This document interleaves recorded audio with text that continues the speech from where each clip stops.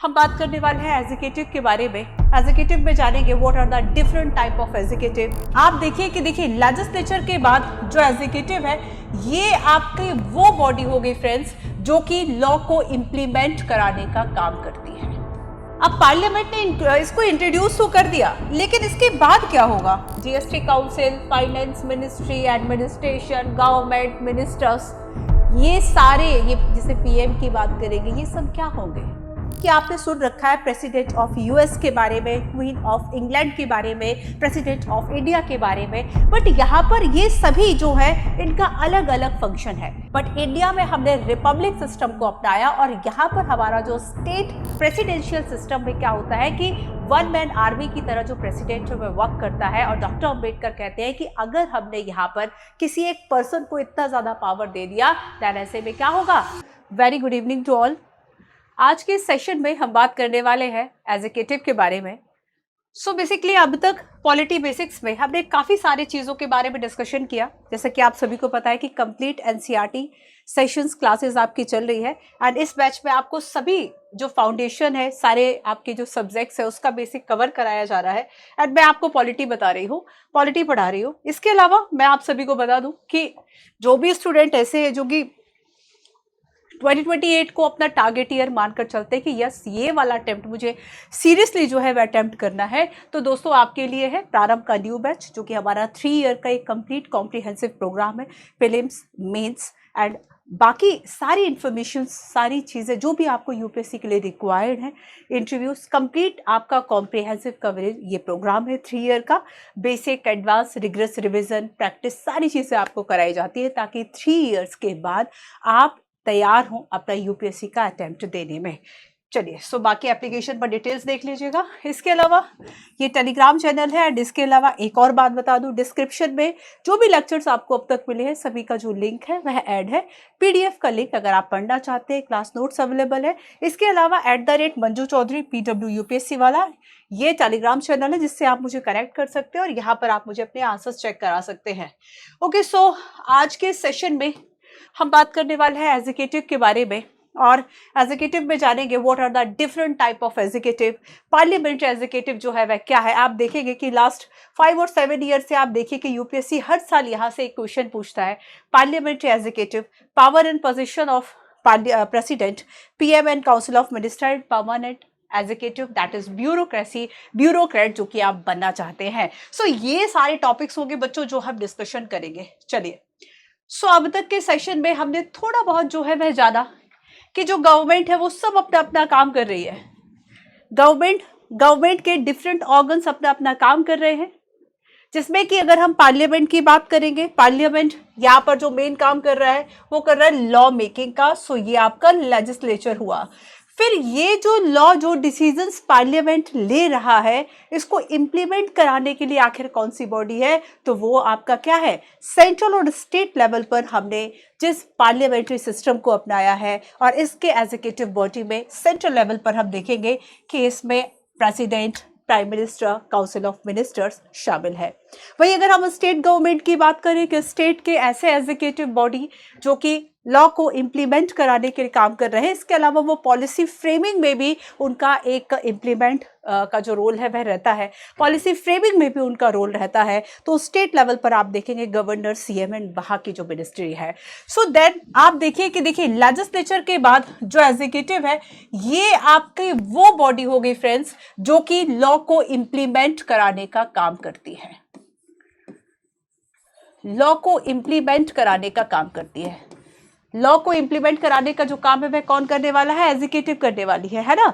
So basically जब हम बात करेंगे व्हाट इज एन एग्जीक्यूटिव, तो बेसिकली एग्जीक्यूटिव का जो वर्ड है, इस वर्ड का मतलब ही यही है कि एक ऐसी body of person that look after the implementation of rule and regulation in actual practice. तो आखिर किस तरीके से जो वर्क है वह करेगी, हम उसको समझेंगे। Clear? And then judiciary. So judiciary का काम क्या है? कोर्ट्स का काम क्या है? लॉ को इंटरप्रेट करना, है ना। चलिए आइए, सो इसके पहले कि मैं आपको बाकी चीजें समझाऊं, फर्स्ट ऑफ ऑल मैं आपको समझाती हूं कि जो एग्जीक्यूटिव है आखिर वह उसका काम है क्या। हेडिंग डालिए, एग्जीक्यूटिव। एग्जीक्यूटिव क्या काम है एग्जीक्यूटिव का? सीधी सी बात है, सबसे पहले तो सबसे सरल चीज को समझते हैं कि ये लॉ इंप्लीमेंट करने वाली बॉडी है, लॉ को इंप्लीमेंट करेगी ये वो बॉडी है, एग्जीक्यूटिव बॉडी, ठीक है। एंड अगर हम प्रॉपर इस वर्ड की बात करें कि जो वर्ड एग्जीक्यूटिव है, इसका मतलब क्या है, इसका मतलब यही है कि implementation, look after the implementation of rules and regulations.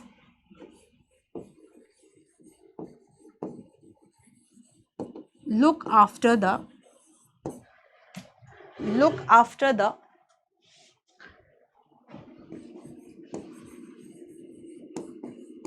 implementation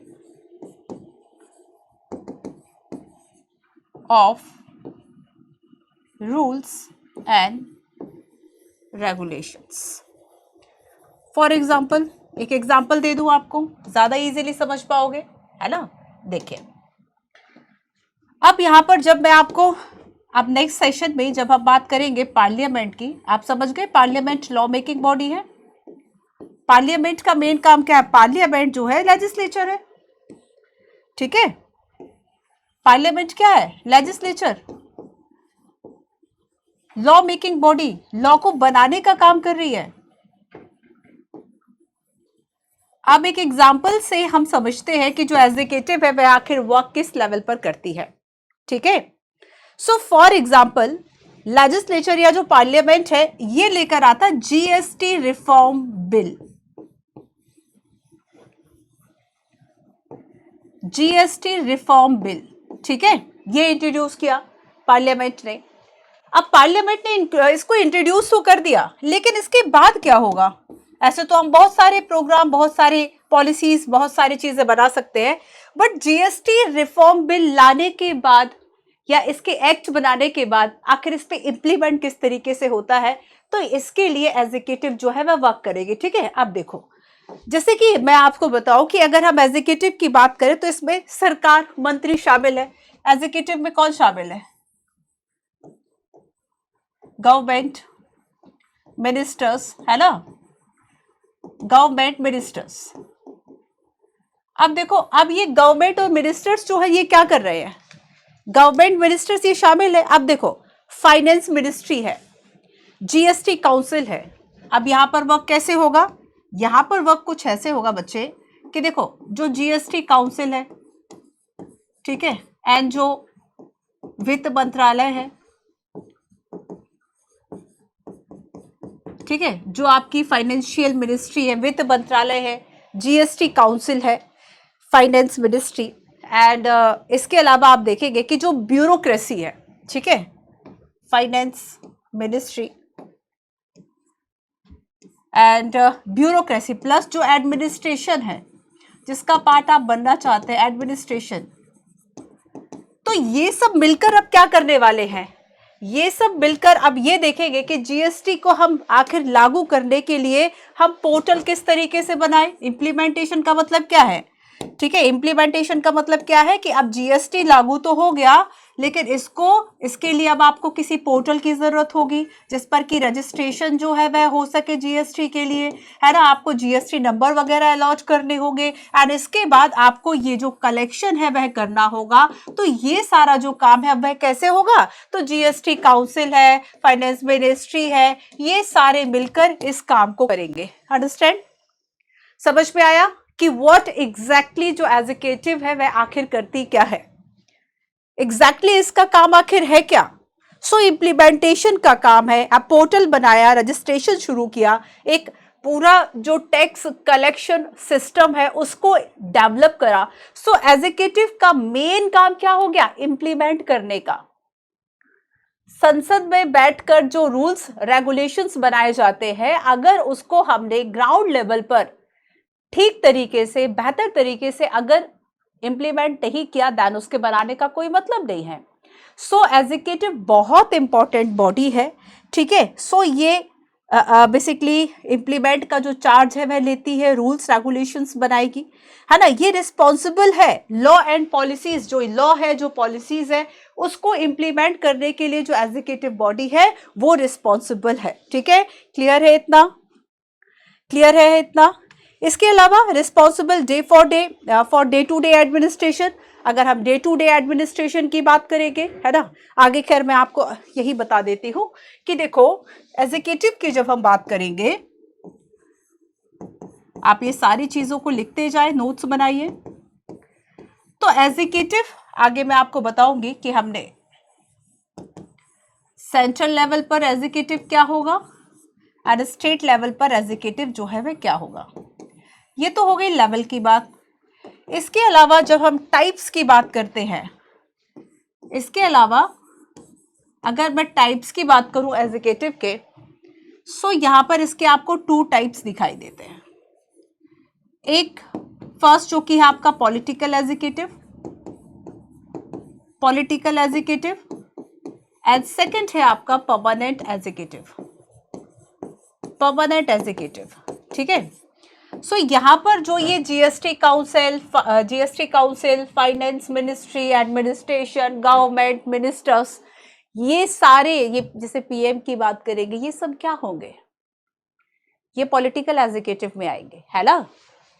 तो ये सब जो है वे किस में आ रहे हैं, पॉलिटिकल एग्जीक्यूटिव में आ रहे हैं, पॉलिटिकल एग्जीक्यूटिव में आएंगे। सो president, PM, minister, central level की बात कर रही हूँ, पीएम, प्रेसिडेंट, मिनिस्टर, ठीक है। ये सेंट्रल लेवल पर आप देखेंगे बच्चों कि ये यहां पर पॉलिटिकल एग्जीक्यूटिव का हिस्सा है। Overall responsibility of the government policy, overall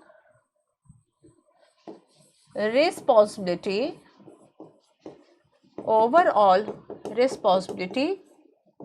of the government policies, ठीक है। इसके अलावा आप देखिए कि जो पॉलिटिकल एग्जीक्यूटिव्स है फ्रेंड, ये होती है एक पर्टिकुलर टर्म के लिए, और ये टर्म क्या होगा, 5 ईयर टर्म के लिए, 5 साल के लिए सरकार आएगी, 5 साल के बाद चली जाएगी, है ना। सो 5 ईयर के लिए आएगी, एंड प्लस ये जो बॉडी है वो इलेक्टेड होगी। ये जो पॉलिटिकल एग्जीक्यूटिव है ये क्या होगा, इलेक्टेड होगा, और प्लस ये उतने स्किल्ड नहीं होते जितने स्किल परमानेंट एग्जीक्यूटिव होते हैं। अब यहाँ पर जब बात करेंगे कि जो आपकी परमानेंट एग्जीक्यूटिव है ये क्या है, तो परमानेंट एग्जीक्यूटिव में आती है civil services, civil servant. Permanent executive की जब हम बात करेंगे, इसमें सिविल सर्वेंट आएंगे, एडमिनिस्ट्रेशन आएगा, पूरी जो प्रशासनिक सेवाएं है, सर्विसेज है सारी। तो जो एडमिनिस्ट्रेशन है, जो डे टू डे इम्प्लीमेंटेशन में, अब जैसे कि हमने देखा कि गवर्नमेंट ने यहाँ पर पोर्टल बना लिया, ठीक है, रजिस्ट्रेशन कर लिया, कलेक्शन कर लिया, बट सीधे जाके वो आगे मिनिस्ट्री में थोड़ी ना कि जीएसटी काउंसिल चले जाएंगे, या फिर वो उसके लिए हर एक लेवल पर, हर एक छोटे छोटे से माइक्रो लेवल पर अलग अलग तरीके से चीजें की गई है, वो वहां से काम करेंगे। तो ये सारा जो पूरा फंक्शन है, आगे फंक्शनरीज, ये सब कौन काम करने वाला है, यहाँ पर एडमिनिस्ट्रेशन है जो कि परमानेंट, एक सिविल सर्वेंट, और ये स्किल्ड होते हैं, प्लस जब तक इनका टर्म है वो रहेगा, है ना। सो ये शॉर्ट टर्म नहीं होंगे, परमानेंट होंगे। सो मतलब जब तक इनका रेजे वो नहीं हो जाता फाइनली, एंड रिटायरमेंट नहीं हो जाता, सो ये परमानेंट होंगे। एंड एक अंतर जो मिलता है कि ये बहुत ही ज्यादा स्किल्ड एंड ट्रेंड होते हैं, है ना, क्लियर। तो ये पॉलिटिकल एंड परमानेंट एग्जीक्यूटिव की जो बात है वो हमने कर ली, समझ गए। सो बेसिकली हमने अब तक जाना कि अगर हम एग्जीक्यूटिव की बात करेंगे तो एग्जीक्यूटिव, ये पूरा जो चैप्टर है ये आपको बताएगा पीएम के बारे में, प्रेसिडेंट के बारे में, काउंसिल ऑफ मिनिस्टर्स के बारे में, इन सभी के बीच का जो रिलेशंस है उसको समझाएगा। कुछ डिस्क्रिशनरी जो पावर्स है प्रेसिडेंट के बारे में उनकी बात करता है। पीएम काउंसिल ऑफ मिनिस्टर का जो रिलेशंस है वह किस तरीके से चलता है, पंडित नेहरू के द्वारा क्यों आखिर प्राइम मिनिस्टर को लिंचपिन कहा गया था गवर्नमेंट का, उसको भी हम जानेंगे। इसके अलावा पार्लियामेंट्री एग्जीक्यूटिव जो बॉडी है वह क्या है, पार्लियामेंट्री एग्जीक्यूटिव सिस्टम जो है वह क्या है, क्यों आखिर हमने इसको अडॉप्ट किया, हम इस पर बात करने वाले हैं। उसके क्या इंपॉर्टेंट फीचर्स है उस पर बात करेंगे, यूपीएससी ने बार क्यों यहां से क्वेश्चन पूछे उस पर भी बात करेंगे, ठीक है। और एक पेंस का क्वेश्चन भी मैं आपको बताऊंगी। चलिए, तो उसके पहले मैं आपको ये लिखवा दे रही हूं, ये मैं आपको बता रही हूं, ठीक है, केवल बता रही हूं कि जब हम यहाँ पर एग्जीक्यूटिव की बात करेंगे तो देखो ये जो एग्जीक्यूटिव है ना, ये कई टाइप्स की होती है। जैसे कि अगर मैं इसके डिफरेंट टाइप्स की बात करूं अलग अलग देशों में, तो ये कंट्री टू कंट्री बहुत वेरी करती है। मतलब ये कंट्री टू कंट्री इसलिए वेरी करती है क्योंकि हमारे यहाँ जो एग्जीक्यूटिव है उसमें हो सकता है मिनिस्टर्स अलग तरीके से शामिल हो, कहीं और जो एग्जीक्यूटिव है उसमें अलग तरीके से जो वर्क है वह होता हो, अलग मिनिस्ट्री को अलग डिपार्टमेंट अलग पावर्स दे रखी हो। तो यहाँ पर डिफरेंट टाइप ऑफ एग्जीक्यूटिव्स जो है वो आपको देखने को मिलते हैं। सब जगह का जो सिस्टम है वह एक जैसा नहीं है, ठीक है। जैसे कि अगर मैं आपसे बात करूं कि आपने सुन रखा है प्रेसिडेंट ऑफ यूएस के बारे में, क्वीन ऑफ इंग्लैंड के बारे में, प्रेसिडेंट ऑफ इंडिया के बारे में, बट यहाँ पर ये सभी जो है इनका अलग अलग फंक्शन है। नाम एक हो सकता है कि हम सभी को प्रेसिडेंट कह दे रहे हैं, लेकिन उसके अलावा जैसे कि प्रेसिडेंट यूएस में भी है, प्रेसिडेंट यूके में भी है, लेकिन इंडिया में भी है ना, इंडिया में भी है। अच्छा, अगर हम बात करेंगे यूके की, तो यूके में आपको, ब्रिटेन में आपको क्या मिल जाएगी, क्वीन मिल जाएगी, है ना, क्वीन ऑफ इंग्लैंड। तो वहां पर तो हेरिडिटरी है, राजा का बेटा राजा बनेगा। बट इंडिया में हमने रिपब्लिक सिस्टम को अपनाया और यहाँ पर हमारा जो state head of the state है वो एक इलेक्टेड पर्सन होगा, हेरिडिटरी पोजीशन से नहीं आएगा, है ना। सो बेसिकली आपने देखा कि तीनों जगह पर पोजीशन सेम आ रही है प्रेसिडेंट की, बट यहाँ पर डिफरेंट डिफरेंट इनके रोल्स है। तो एग्जीक्यूटिव हुई ना डिफरेंट, है ना, बस यही बात मैं आपको बता रही हूँ। सिमिलरली अगर मैं देखूं कि क्वीन ऑफ इंग्लैंड है, उनके पास डिफरेंट पावर है, किंग है भूटान के, उनके पास डिफरेंट पावर है, ठीक है। इंडिया और फ्रांस की बात करें, दोनों में प्राइम मिनिस्टर की पोस्ट है, बट दोनों की ही जो पावर्स है, दोनों की जो फंक्शंस है वो बहुत डिफरेंट है। इसके अलावा अगर मैं आपको नेचर्स की बात बताऊं, मतलब जो एग्जीक्यूटिव का नेचर है, ये तो बात हुई एग्जीक्यूटिव का में जो ऑफिसर्स शामिल है उनकी क्या क्या अलग अलग चीजें हैं। बट यहाँ पर अगर मैं आपसे बात करूं कि नेचर आखिर क्या है एग्जीक्यूटिव का, वो भी बहुत डिफरेंट होता है, क्वाइट डिफरेंट होता है। जैसे कि यूएस में प्रेसिडेंशियल सिस्टम है, यूएस के प्रेसिडेंशियल सिस्टम में हमने बात की थी कि जो प्रेसिडेंट है, अगर किसी डेमोक्रेसी में सबसे ज्यादा पावर किसी के पास है तो वो किसके पास है, जो भी यूएसए का प्रेसिडेंट होगा। आप कहते हैं हाँ, तुम तो बहुत अमेरिका के प्रेसिडेंट हो। इसका मतलब क्या है, हम अगर कहावतों में भी, अगर मजाक में भी हम इस बात को कहते हैं, कहीं ना कहीं इसके पीछे सच्चाई होती है। बहुत सारे आप देखेंगे जो पॉलिटिकल थिंकर्स है वो ये कहते हैं कि अगर आपको किसी डेमोक्रेसी में सबसे ज्यादा पावरफुल अगर कोई पद है, कोई पोजीशन है, तो वह यूएस के प्रेसिडेंट की है, और वो वहां पर रियल एग्जीक्यूटिव हेड होता है। जिस दिन डोनाल्ड ट्रंप शपथ लेते हैं उसी दिन वो 100 एग्जीक्यूटिव ऑर्डर पास कर देते हैं। इंडिया में ऐसा नहीं है, तो नेचर जो है वो भी एग्जीक्यूटिव का काफी डिफरेंट है ना। क्लियर है, समझ आया, समझ आया आपको। जैसे कि हम जर्मनी की बात करें, जर्मनी में पार्लियामेंट्री सिस्टम है, ठीक है, जर्मनी में पार्लियामेंट्री सिस्टम है, और वहां का जो प्रेसिडेंट है वह सेरेमोनियल हेड है, जैसे कि इंडिया में। आगे बताऊंगी किस तरीके से सेरेमोनियल हेड और सारी चीजें। तो ये जापान में भी पार्लियामेंट्री सिस्टम है, ठीक है। तो ये सारी बातें हैं। क्लियर, क्लियर है इतना। चलिए, सो पहले हम बात करेंगे parliamentary executive in India. Next heading डालिए, पार्लियामेंट्री एग्जीक्यूटिव इन इंडिया।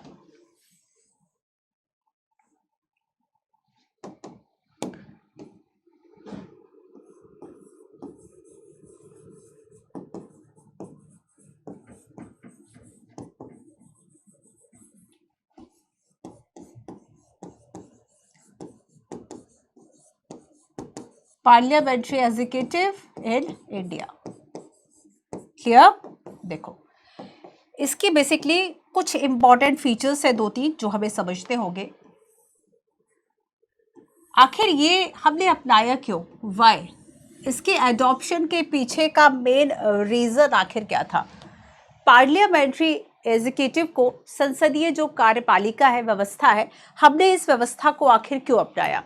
तो सबसे फर्स्ट ऑफ ऑल आपको याद रखना है कि देखो, हमें ना इसका एक एक्सपीरियंस हो गया, गुलामी में ही सही, बट 1919 का जो एक्ट था, 1935 का जो एक्ट था, और in government of India act से हमें एक्सपीरियंस हो गया था पार्लियामेंट्री सिस्टम का, है ना। और इस सिस्टम से हमें एक बात तो पता चल गई थी कि हो ना हो पार्लियामेंट्री सिस्टम में एक इफेक्टिव जो कंट्रोल है वह गवर्नमेंट पर रहता है। सो ये हमें समझ में आया, मतलब हमने ये एक्सपीरियंस कर लिया था कि देखो अब अंग्रेज जो है उन्होंने तो किस तरीके से शासन किया ये बताने की जरूरत नहीं है। आप हिस्ट्री में पढ़ेंगे कि किस तरीके से बंगाल जैसा प्रांत जो उस वक्त में आप देखेंगे कि वर्ल्ड इकोनॉमी में, और अगर एक्सपोर्ट की बात करें 30% जहां इसका रेशियो था, और किस तरह से 30 और 40 साल के बाद ही वह एक ऐसा अकाल पड़ता है कि करोड़ों लोग जो है वह डेथ कर जाते हैं। तो अंग्रेजों की नीतियों को समझाने की बहुत जरूरत है नहीं। तो आप सभी जानते हैं कि ब्रिटिशर्स कितनी रिस्पॉन्सिबल गवर्नमेंट इंडिया में एटलीस्ट चलाते थे। तो देखो हमें पर फिर भी ये एक्सपीरियंस हो गया था कि पार्लियामेंट्री फॉर्म ऑफ जो गवर्नमेंट है या पार्लियामेंट्री एग्जीक्यूटिव है, ये एक ऐसी गवर्नमेंट है जिससे कि इफेक्टिवली कंट्रोल किया जा सकता है रिप्रेजेंटेटिव ऑफ पीपल्स के द्वारा, है ना। So the executive can be, हमने क्या एक्सपीरियंस किया,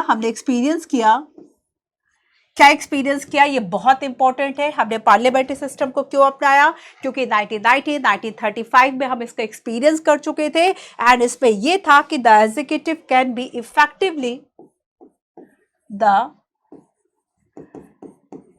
executive can be effectively controlled by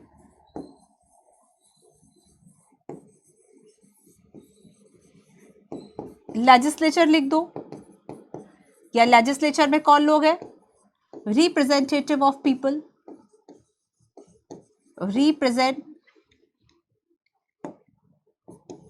representatives of people, लोगों के जो प्रतिनिधि है, लोगों के जो रिप्रेजेंटेटिव है, वही तो लेजिस्लेचर में बैठे हुए हैं। तो हमें उस वक्त ऐसी एक गवर्नमेंट की जरूरत थी जो कि हमारे आवश्यकताओं के लिए, हमारी जो नेसेसरी है, ठीक है, हमारी जो एक्सपेक्टेशंस है उनके लिए रिस्पॉन्सिबल हो, उनके लिए एक तरह से वह एक्सपेक्टेशंस को फुलफिल करे, है ना। So basically the maker of the Indian constitution इस बात को चाहते थे कि हमें एक अकाउंटेबल,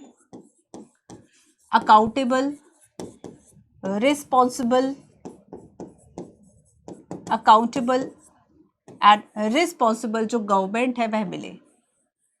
और ये जो गवर्नमेंट है वो हमें पार्लियामेंट्री एग्जीक्यूटिव में समझ आ रही थी, इसलिए हमने इसको अपनाया। ऐसी गवर्नमेंट जो कि सेंसिटिव हो पब्लिक एक्सपेक्टेशंस के लिए, sensitive to public expectations and aspirations, public की एक्सपेक्टेशंस के लिए सेंसिबल हो, प्लस अकाउंटेबल हो, है ना, कि जिम्मेदारी ले, जवाबदेही ले अगर वो कोई काम कर रही है। तो यहाँ पर हमें एक अकाउंटेबल गवर्नमेंट की जरूरत थी और हमें मोस्ट अकाउंटेबल फॉर्म लगा। जबकि अगर हम पार्लियामेंट्री सिस्टम के अलावा देखें, हमारे पास एक ऑप्शन था प्रेसिडेंशियल सिस्टम का। बट प्रेसिडेंशियल सिस्टम में क्या होता है कि वन मैन आर्मी की तरह जो प्रेसिडेंट है वह वर्क करता है, और डॉक्टर अंबेडकर कहते हैं कि अगर हमने यहाँ पर किसी एक पर्सन को इतना ज्यादा पावर दे दिया, देन ऐसे में क्या होगा कि एक तरह से उसकी जो वर्शिप है वह स्टार्ट हो जाती है, और डेमोक्रेसी के लिए ये फॉर्म कभी बेहतर नहीं हो सकता। क्लियर। सो बेसिकली हमें एक ऐसा एक मैकेनिज्म जो है वह प्रोवाइड करता है जिसमें कि ये इंश्योर किया जाता है that the executive will be answerable to and control by legislature. सबसे ज्यादा इंपॉर्टेंट जो है वो यही है कि इसमें जो एग्जीक्यूटिव है, समझिएगा इस बात को, समझाऊंगी, है ना। जो एग्जीक्यूटिव है वह किसके लिए रिस्पॉन्सिबल है, रिस्पॉन्सिबल टू लेजिस्लेचर। लेजिस्लेचर में कौन लोग हैं, रिप्रेजेंटेटिव्स, है ना। और एग्जीक्यूटिव में कौन है, जो मिनिस्टर्स है। तो यहाँ पर मिनिस्टर्स जो है वह किसके लिए रिस्पॉन्सिबल है, लेजिस्लेचर के लिए रिस्पॉन्सिबल है। तो यही तो हमारे जो मेकर्स थे इंडियन कॉन्स्टिट्यूशन के, यही तो चाहते थे कि एग्जीक्यूटिव विल बी आंसरेबल, है ना, आंसरेबल एंड कंट्रोल। तो यहाँ पर ये रिस्पॉन्सिबल है लेजिस्लेचर के लिए एंड प्लस आंसरेबल है। आप आंसरेबल हो, आप उत्तरदायी हो, है ना, आप जवाबदेह हो, आपको लेजिस्लेचर को आंसर जो है वह करना पड़ेगा। ये कैसे होता है, जैसे कि क्वेश्चन आर में अगर पूछ लिया गया तो किसी मिनिस्टर से अगर कोई क्वेश्चन पूछा तो वो जो मिनिस्टर है उसको आंसर करना पड़ेगा। तो यहाँ पर मिनिस्टर हुआ ना रिस्पॉन्सिबल। तो बस यही रिस्पॉन्सिबिलिटी जो है वह पार्लियामेंट्री एग्जीक्यूटिव सिस्टम जो है वह एस्टैब्लिश करता है, और इसी एक्सपीरियंस की वजह से हमने इस सिस्टम को अडॉप्ट किया। क्लियर है, चलिए, क्लियर है। 2-3 बातें और देखिए, जैसे कि मैंने आपको बताया कि both level, central government and state government, central and state government दोनों ही लेवल पर हमने पार्लियामेंट्री जो सिस्टम है इसको बनाया है ना, अपनाया है। अगर मैं आपसे सेंट्रल लेवल की बात करूं तो सेंट्रल लेवल पर, नेशनल लेवल पर हम लिख लीजिए इस लाइन को, parliamentary system of executive for the government both at the national, या सेंट्रल लिख दीजिए, eight the national and state level. So national level पर देखो, नेशनल लेवल पर हम देखेंगे कि नेशनल लेवल पर क्या है, प्रेसिडेंट है। नेशनल लेवल पर प्रेसिडेंट है, प्राइम मिनिस्टर है, प्लस काउंसिल ऑफ मिनिस्टर्स है, मंत्री परिषद है ना, काउंसिल ऑफ मिनिस्टर्स है। So which function the which run the government at the national level, which run the government at the national level. And अगर मैं स्टेट गवर्नमेंट की बात करूं तो स्टेट गवर्नमेंट में क्या आएगा, governor, CM and minister, governor, CM and यहाँ का जो भी मिनिस्ट्री होगा, ठीक है। तो ये सब स्टेट लेवल पर है, president, PM, council of minister national level पर हो गए। क्लियर है इतना यहाँ तक क्लियर है। So parliamentary system of executive for the government both at the national और स्टेट लेवल। यहाँ पर हमने सबसे इंपॉर्टेंट बात एग्जीक्यूटिव समझा कि एग्जीक्यूटिव जो है वो रिस्पॉन्सिबल है, आंसरेबल है लेजिस्लेचर के लिए। और ऐसा हमने इसलिए किया क्योंकि बनते मिनिस्टर को हम खुद नहीं सिलेक्ट कर रहे हैं कि कौन रेल मंत्रालय संभालेगा, किसके पास रेल मिनिस्ट्री होगी, किसके पास कोल मिनिस्ट्री होगी, ये हम डिसाइड नहीं कर रहे। यहाँ पर ये तो काम पीएम डिसाइड करेंगे, अपॉइंट प्रेसिडेंट करेंगे, बट डिसाइड पीएम करेंगे, है ना।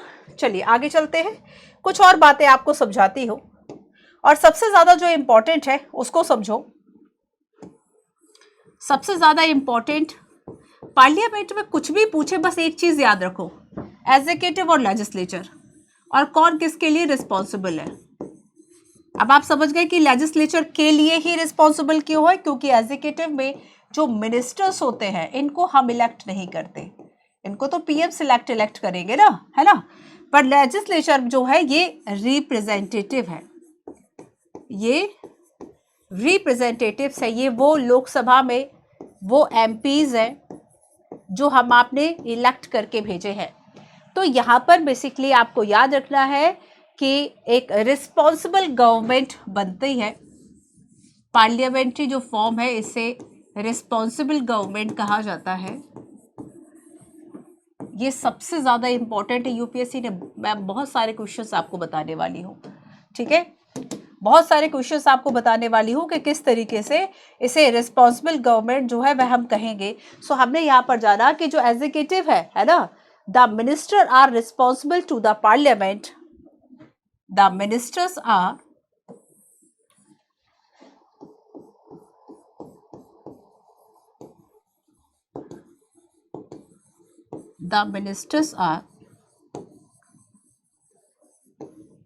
responsible टू दी, पार्लियामेंट के लिए रिस्पॉन्सिबल है, नहीं है। अगर मिनिस्टर से कोई क्वेश्चन पूछा जाएगा क्वेश्चन आवर में तो उन्हें रिप्लाई करना ही होगा, उनके पास कोई बचने का तरीका नहीं है। तो पार्लियामेंट में क्वेश्चन किया जा सकता है मिनिस्टर से, तो मिनिस्टर रिस्पॉन्सिबल है। अब वो रिस्पॉन्सिबिलिटी अपनी समझेंगे, अकाउंटेबल समझेंगे, आंसरेबल हुए ना कि नहीं हुए। तो बस इसीलिए हम कह रहे हैं कि जो पार्लियामेंट है उसके लिए है। So for all their act, for all their act, जो भी वो काम कर रहे हैं, अगर कोई पॉलिसी है ना, कोई पॉलिसी है वह किस तरीके से वर्क कर रही है, किस तरीके से उसे लोग जो बेनिफिशियरीज है उनको बेनिफिट मिल रहा है, पूछा जा सकता है, ठीक है। ये चीज आपको याद रखना है। And control over the minister, जैसे कि जो लेजिस्लेचर है, लेजिस्लेचर है ना, लेजिस्लेचर का जो कंट्रोल है वह मिनिस्टर्स पर होगा, कंट्रोल ओवर द मिनिस्टर्स। और ये कैसे होगा, ये क्वेश्चन आर से होगा, आगे लेजिस्लेटिव में बताऊंगी। थोड़ा सा क्वेश्चन आर एक बार देखना, ठीक है, क्वेश्चन आर में कौन कौन सा क्वेश्चन कभी कुछ पूछा गया है आप मुझे जरूर बताना, और क्वेश्चन आर कब से शुरू होता है, कब तक रहता है, इसके बारे में भी आप मुझे बताएं। ठीक है, सो क्वेश्चन आर है, नो कॉन्फिडेंस मोशन है, अविश्वास प्रस्ताव है, नो कॉन्फिडेंस मोशन।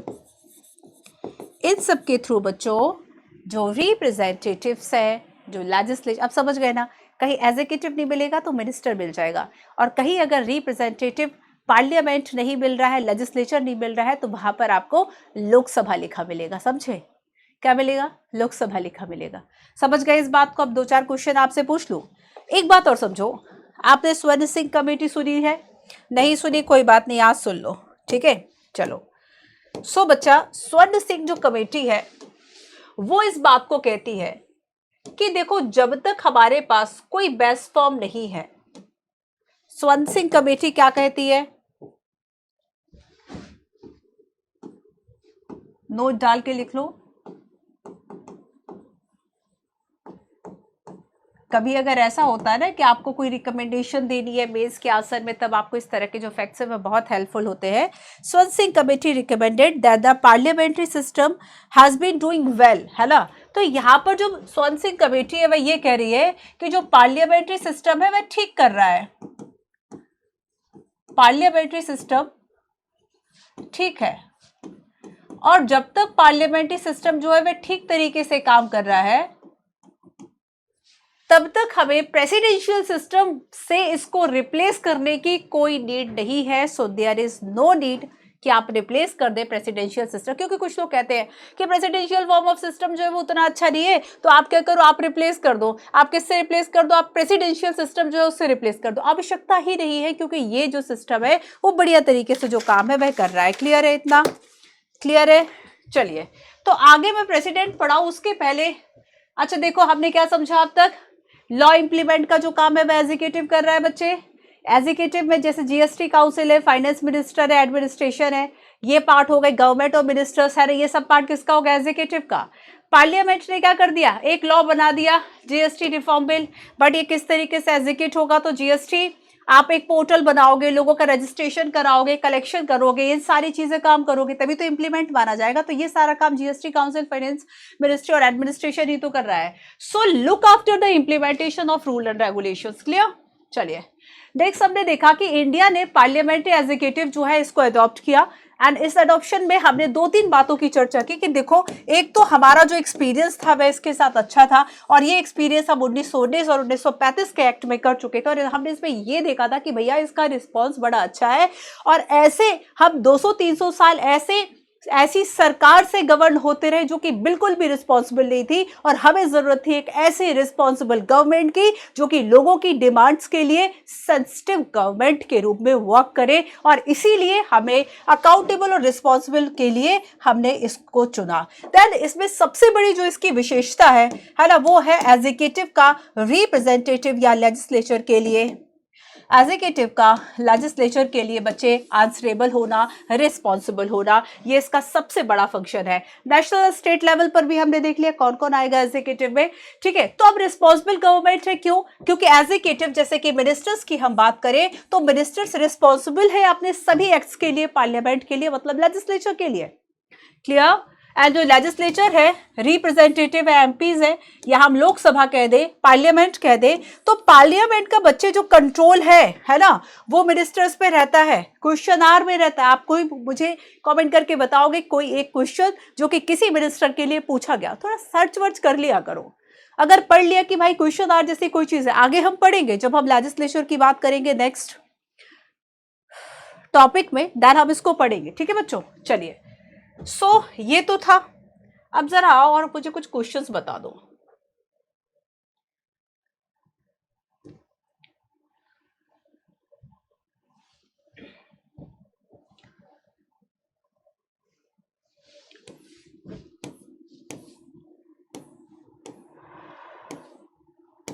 देखो, पहले इसको देखो।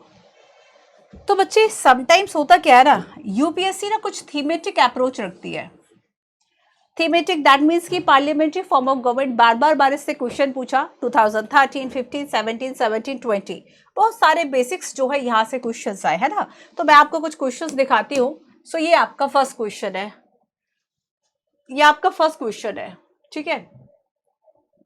फर्स्ट क्वेश्चन देखो, फर्स्ट क्वेश्चन आपका क्या कह रहा है, there is a parliamentary system of government in India because the parliamentary system है सरकार का, क्यों? Lok Sabha elected directly by the people, कोई डायरेक्ट रिलेशन नहीं है। Parliament can amend the constitution, कोई डायरेक्ट रिलेशन नहीं है। Rajya Sabha can not be dissolve, no. Council of ministers is responsible to the Lok Sabha. तो कहीं अगर आपको एग्जीक्यूटिव नहीं मिलेगा, मिनिस्टर मिलेगा, काउंसिल ऑफ मिनिस्टर्स मिलेगा, है ना। और कहीं अगर आपको क्या नहीं मिलता, लेजिस्लेचर या पार्लियामेंट नहीं मिलता, सो आपको लोकसभा लिखा मिलेगा। अब सेकंड देखो, 2020 में भी same question, a parliamentary system of government is one in which the government is, आप तो इस शब्द को ढूंढो कहाँ रिस्पॉन्सिबल लिखा है, और रिस्पॉन्सिबल में भी ध्यान से, जिसके लिए रिस्पॉन्सिबल है, आंसरेबल, वो चीज ध्यान से पढ़ना। एग्जीक्यूटिव रिस्पॉन्सिबल है, एग्जीक्यूटिव जो है वह लेजिस्लेचर के लिए आंसरेबल है। So government is responsible to the parliament and can be remove by it, yes exactly. जैसे हमने कहा क्वेश्चन आ रहा है, नो कॉन्फिडेंस मोशन है ना। क्लियर है, क्लियर है। चलिए नेक्स्ट हेडिंग डालिए। सो पार्लियामेंट्री एग्जीक्यूटिव आपका हो गया। नेक्स्ट हेडिंग डालिए प्रेसिडेंट।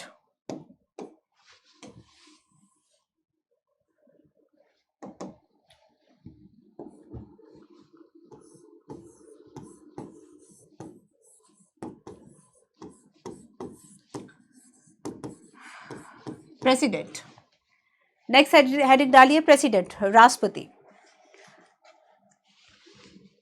थोड़ा सा प्रेसिडेंट के बारे में पढ़ लें, बहुत ज्यादा डीप नहीं जाएंगे,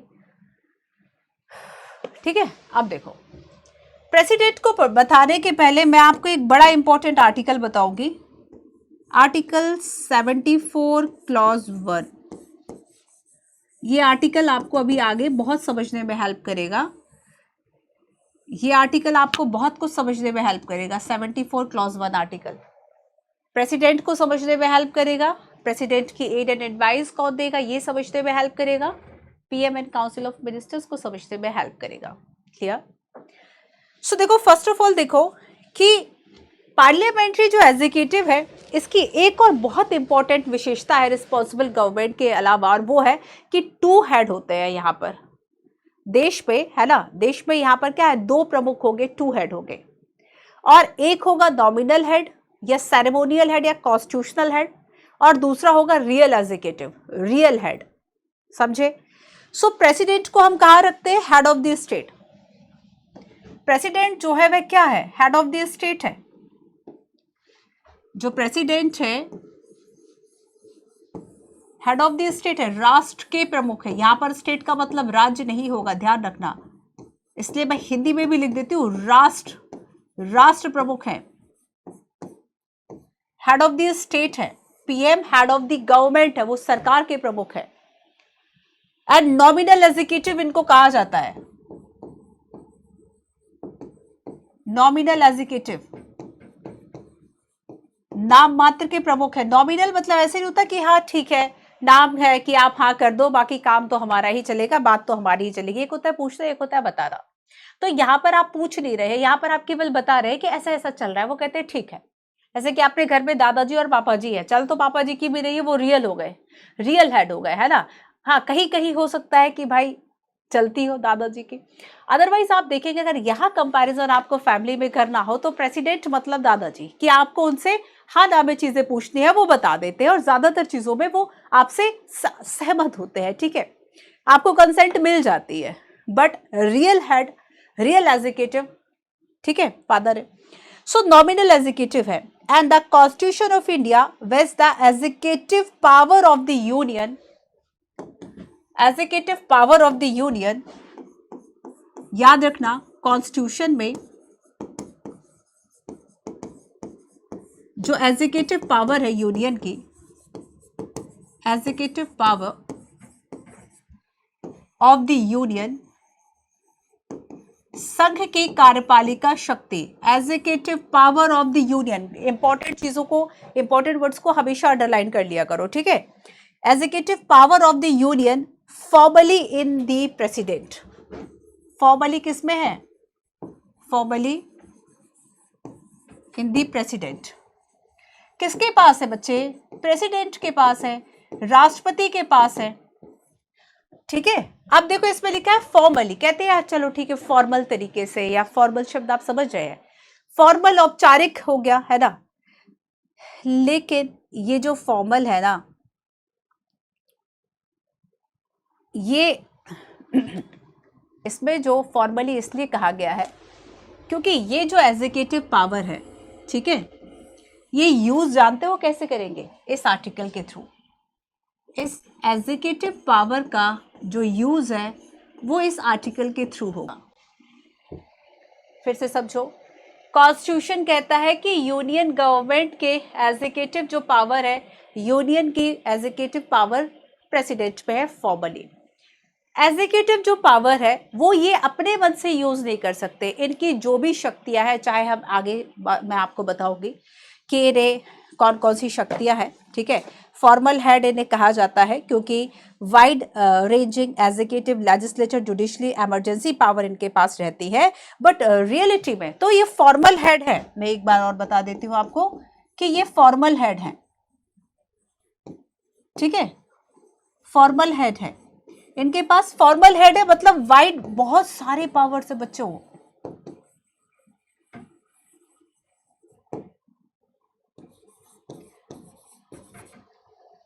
जैसे कि आप इमरजेंसी पावर की बात करें बट खुद से यूज नहीं करते, फाइनेंशियल पावर की बात करें, एग्जीक्यूटिव पावर की बात करें, लेजिस्लेचर पावर की बात करें, तो बहुत सारे इनके पास ये पावर है, ठीक है।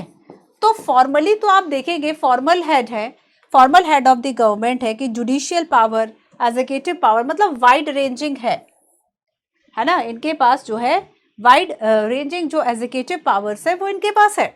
बट ये इन सारे जो पावर है इसका यूज अपने खुद से नहीं कर सकते। ये यूज करने के लिए इन्हें आर्टिकल 74 क्लॉज 1 का यूज करना पड़ेगा।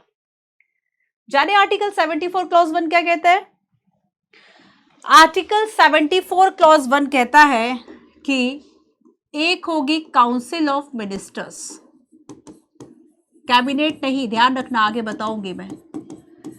काउंसिल ऑफ मिनिस्टर्स होगी और इस काउंसिल ऑफ मिनिस्टर्स को हेड करेंगे पीएम, प्राइम मिनिस्टर, ठीक है। अब देखो काउंसिल ऑफ मिनिस्टर को मैं आगे से लिख दूंगी COM, और ये तो आप समझ ही जाएंगे, ठीक है। तो इसकी एड एंड एडवाइस से ये जो पावर का यूज होगा, एड एंड एडवाइस, यही शब्द लिखा है, सहायता और सलाह से।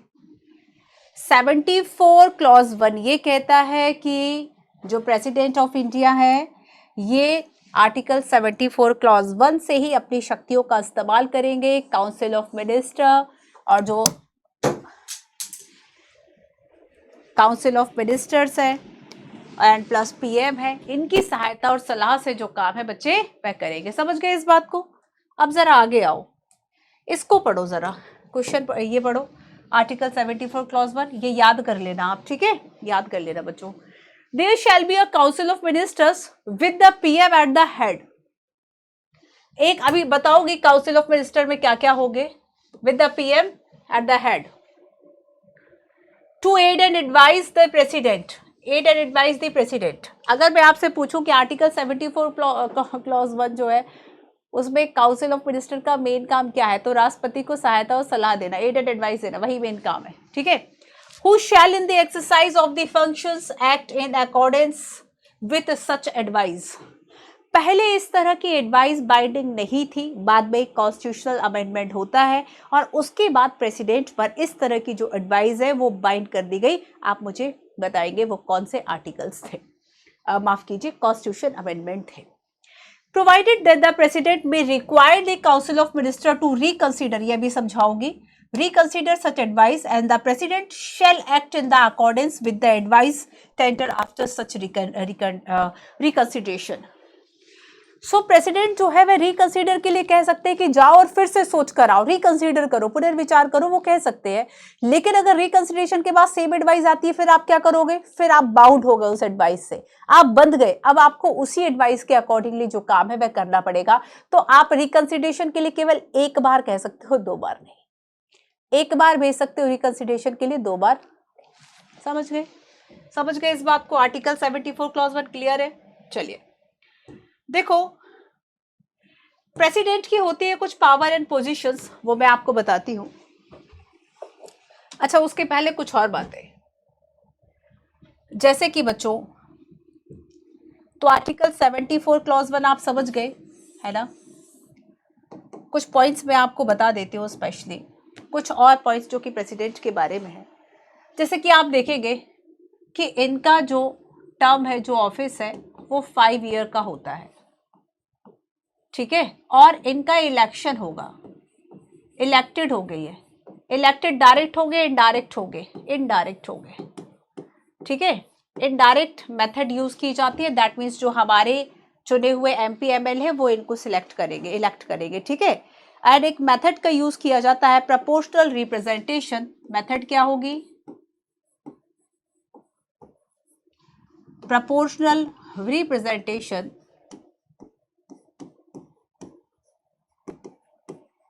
प्रोपोर्शनल रिप्रेजेंटेशन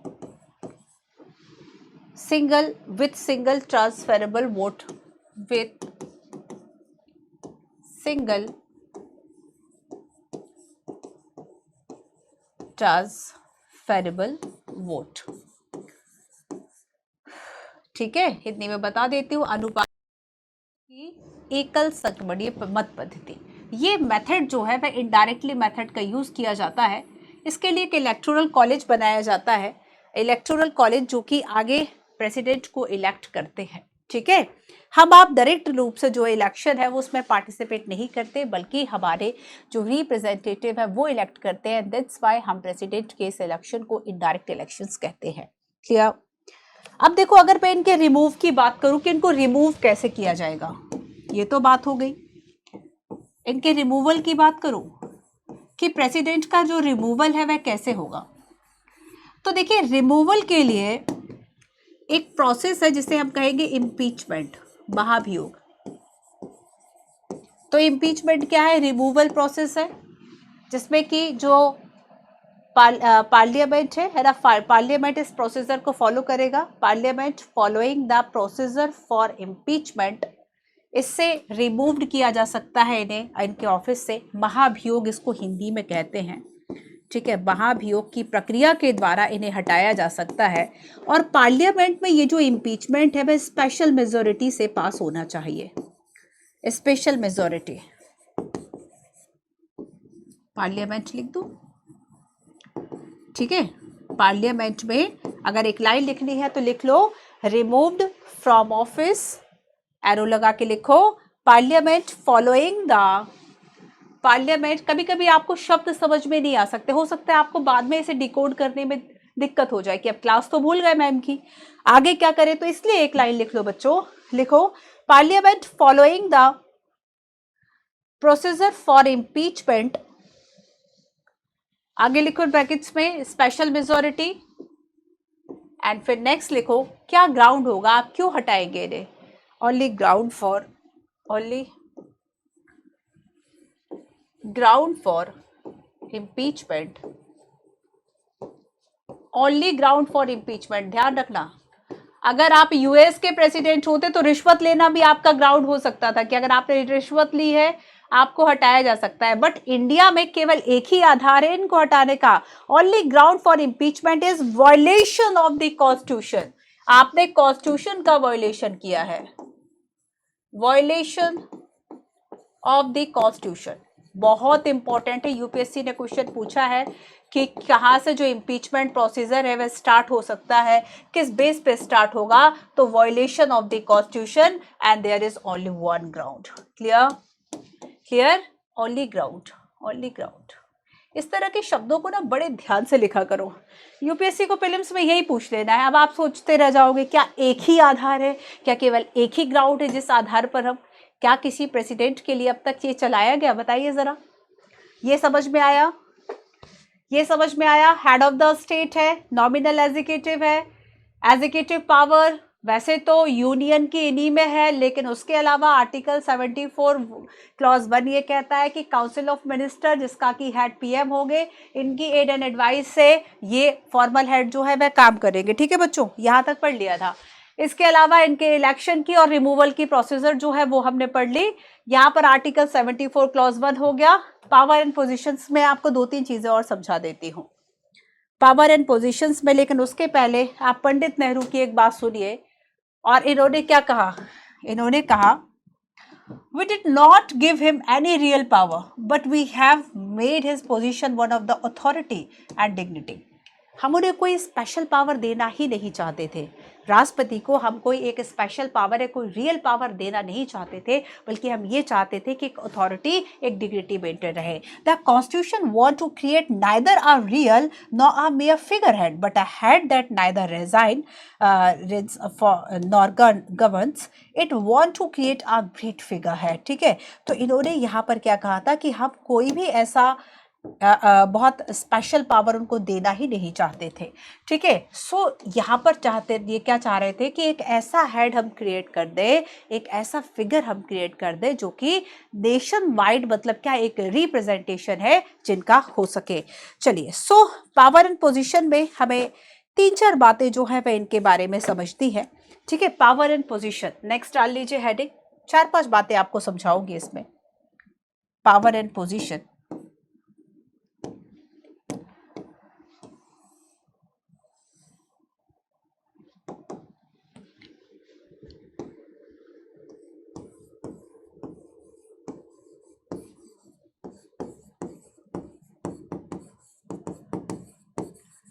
ठीक है, तो 4-5 बातों को समझने के लिए तैयार रहिए।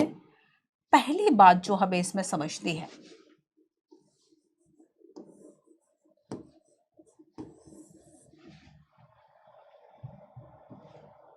देखिए, अब अगर आपको ये लगता है ना कि आपको कहीं और से भी पढ़ना है, आपको कहीं और से प्रेसिडेंट के बारे में पढ़ना है, तो इस बेसिक का आपको ये बेनिफिट मिल जाएगा कि आपने जैसे ही यहाँ से पावर और पोजीशन के बारे में पढ़ लिया तो आपको एक आइडिया हो गया। अब इसके बाद आप किसी भी बुक से अगर पढ़ेंगे बच्चों, आपको समझ में आ जाएगा। ठीक है, पावर एंड पोजीशन की हम बात करें तो सबसे पहले तो हमने बात की formal head of the government, और ये आपको समझा चुकी हूँ, यहाँ नहीं समझाऊंगी। ठीक है, ये फॉर्मल हेड है क्योंकि रियल हेड तो कोई और है, फॉर्मल हेड ऑफ गवर्नमेंट। ठीक है, then second power and position में सेकंड हम देख लेते हैं।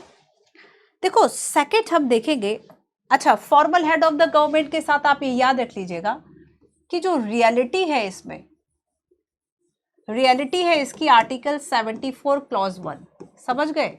मतलब काउंसिल ऑफ मिनिस्टर जिसका कि हेड होंगे पीएम, इनकी एड एंड एडवाइस से जो काम है वह करेंगे, इसलिए ये फॉर्मल हेड कहलाएंगे। सेकंड लिखिए, इनके पास ना बच्चे कुछ डिस्क्रिशनरी पावर होती है, जैसे कि right to be inform of, right to be inform, right to be, right to be informed of all important decision, of all important decision and matter। देखो, राष्ट्रपति को यह अधिकार होता है कि जो भी डिटेल्स है कि आखिर काउंसिल ऑफ मिनिस्टर क्या कर रही है, ये सारी बातें ये जान सके। और ऐसा नहीं है कि इनको जानकारी दी तो दी, नहीं देना तो मन नहीं है, मनचाही वाली बात नहीं चलती। तो यहाँ पर देखो, एक आर्टिकल आप आगे पढ़ेंगे स्टैंडर्ड में, एक आर्टिकल है बच्चों 78, और ये जो आर्टिकल है वो ये कहता है कि पीएम की ना कॉन्स्टिट्यूशनल ड्यूटी है, संवैधानिक दायित्व है कि वो प्रेसिडेंट को इन्फॉर्म करे कि आखिर काउंसिल ऑफ मिनिस्टर में क्या चल रहा है। तो यहाँ पर जो पीएम है ना बच्चे, ये क्या करेंगे, ये इन्फॉर्म करने की जो ड्यूटी है, ये इन्फॉर्म करने की इनकी जो ड्यूटी है, ये कॉन्स्टिट्यूशनल ड्यूटी है, क्योंकि आर्टिकल 78 इस बात को कहता है कि प्रेसिडेंट मांगे तो दे दो, है ना। क्या हो गया भाई, ठीक है, आ गया, ठीक है, कि जब प्रेसिडेंट जो है जो इंफॉर्मेशन मांगेंगे आपको उस इंफॉर्मेशन को देना होगा। तो यहाँ पर प्राइम मिनिस्टर जो है वह क्या किस तरीके से काम करते हैं, prime minister, council of minister and president के बीच में एक लिंच पिन की तरह, है ना, एक पिन की तरह जो काम है, एक कड़ी की तरह जो काम है वो पीएम करते हैं। पीएम किसकी तरह काम कर रहे हैं, तो अब यहाँ पे काउंसिल ऑफ मिनिस्टर पूरी उठ के नहीं जाएगी प्रेसिडेंट के पास कि ये लो हमारी एड एंड एडवाइस, कि अब 30-40 मंत्री वो सारे उठ के चले गए कि अब हम एड एंड एडवाइस देंगे ना, हेड पीएम है। तो जो भी आपकी सहमति कंसेंट बन रही है वो सारी कंसेंट और सहमति को जो प्राइम मिनिस्टर है वो आगे जाके प्रेसिडेंट को देंगे। क्लियर है इतना। तो यहाँ पे इनके पास ये राइट है कि ये इंफॉर्मेशन ले सके सभी मैटर्स, सभी डिसीजंस के बारे में। और प्राइम मिनिस्टर की ये कॉन्स्टिट्यूशनल ड्यूटी है, ध्यान रखना, ये कॉन्स्टिट्यूशनल ड्यूटी है। संविधान में लिखा हुआ एक आर्टिकल प्रॉपर डेडिकेट है इसी बात के लिए कि आप दोगे जानकारियां उनको। समझ गए इस बात के लिए। चलिए, एंड प्रेसिडेंट जो है वो अपने व्यू एक्सप्रेस कर सकता है। President often write to the PM and express his view on matters. तो जो भी मैटर्स चल रहे हैं उन सभी पर अपने व्यूज इन्फॉर्म कर सकता है। अब आ जाती है बच्चे एक रिकंसिडरेशन के लिए। आर्टिकल 74 पे हमने एक रिकंसिडरेशन शब्द की बात की थी ना, आओ उसी रिकंसिडरेशन शब्द को समझते हैं।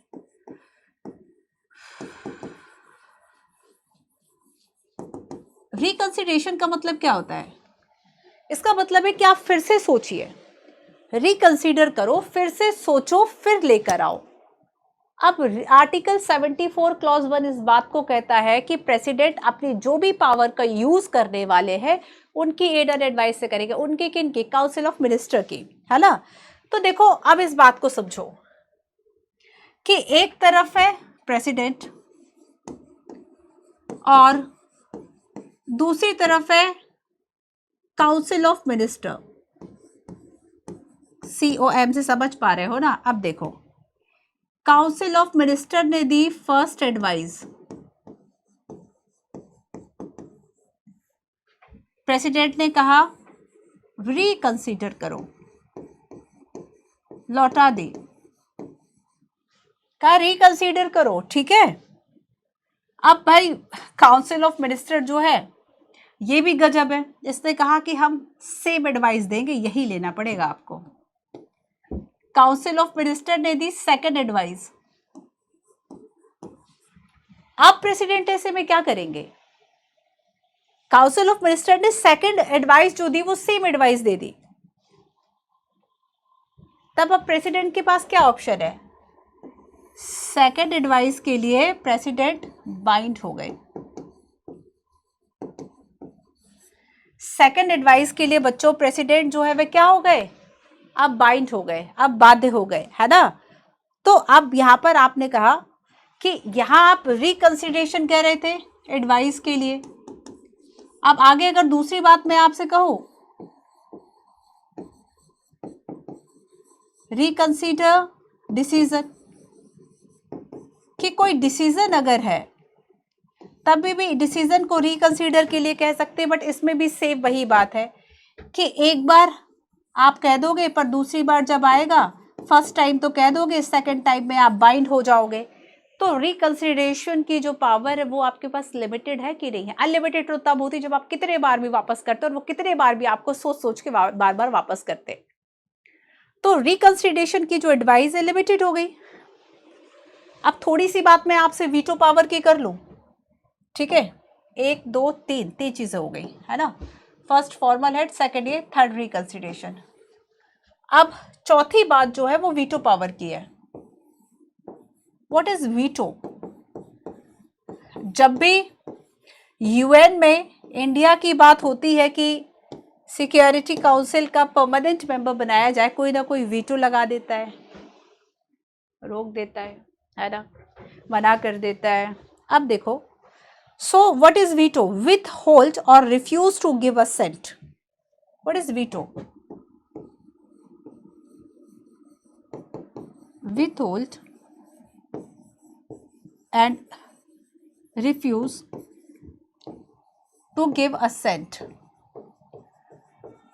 अपनी सहमति को रोक लेना या मना कर देना। देखो बच्चे, होगा क्या कि लोकसभा हो राज्यसभा हो, कोई भी बिल पेश करेगी, बिल एक्ट तभी बनेगा जब उस पर प्रेसिडेंट अपनी कंसेंट दे देंगे। जब प्रेसिडेंट अपनी कंसेंट दे देंगे, इसके कंसेंट के बाद ही ये जो बिल है ना, ये एक्ट में बनेगा। तो बच्चे, बिल से लेके जो एक्ट तक की ये पूरी जर्नी है, ये प्रेसिडेंट पे डिपेंड करेगी। लेकिन वो करेंगे क्या? उन्होंने तो वीटो लगा दिया। अब आओ वीटो का एक एग्जांपल देती हूँ कि बच्चे, ज्ञानी जेल सिंह जब प्रेसिडेंट थे, उन्होंने एक तरह के वीटो का यूज किया, जैसे कि पॉकेट वीटो कहा जाता है।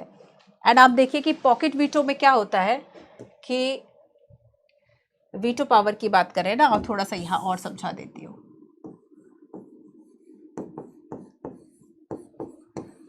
तो वीटो पावर में क्या किया कि उन्होंने अपनी जो असेंट है वो रोक ली कि हमें अपनी सहमति देनी ही नहीं है।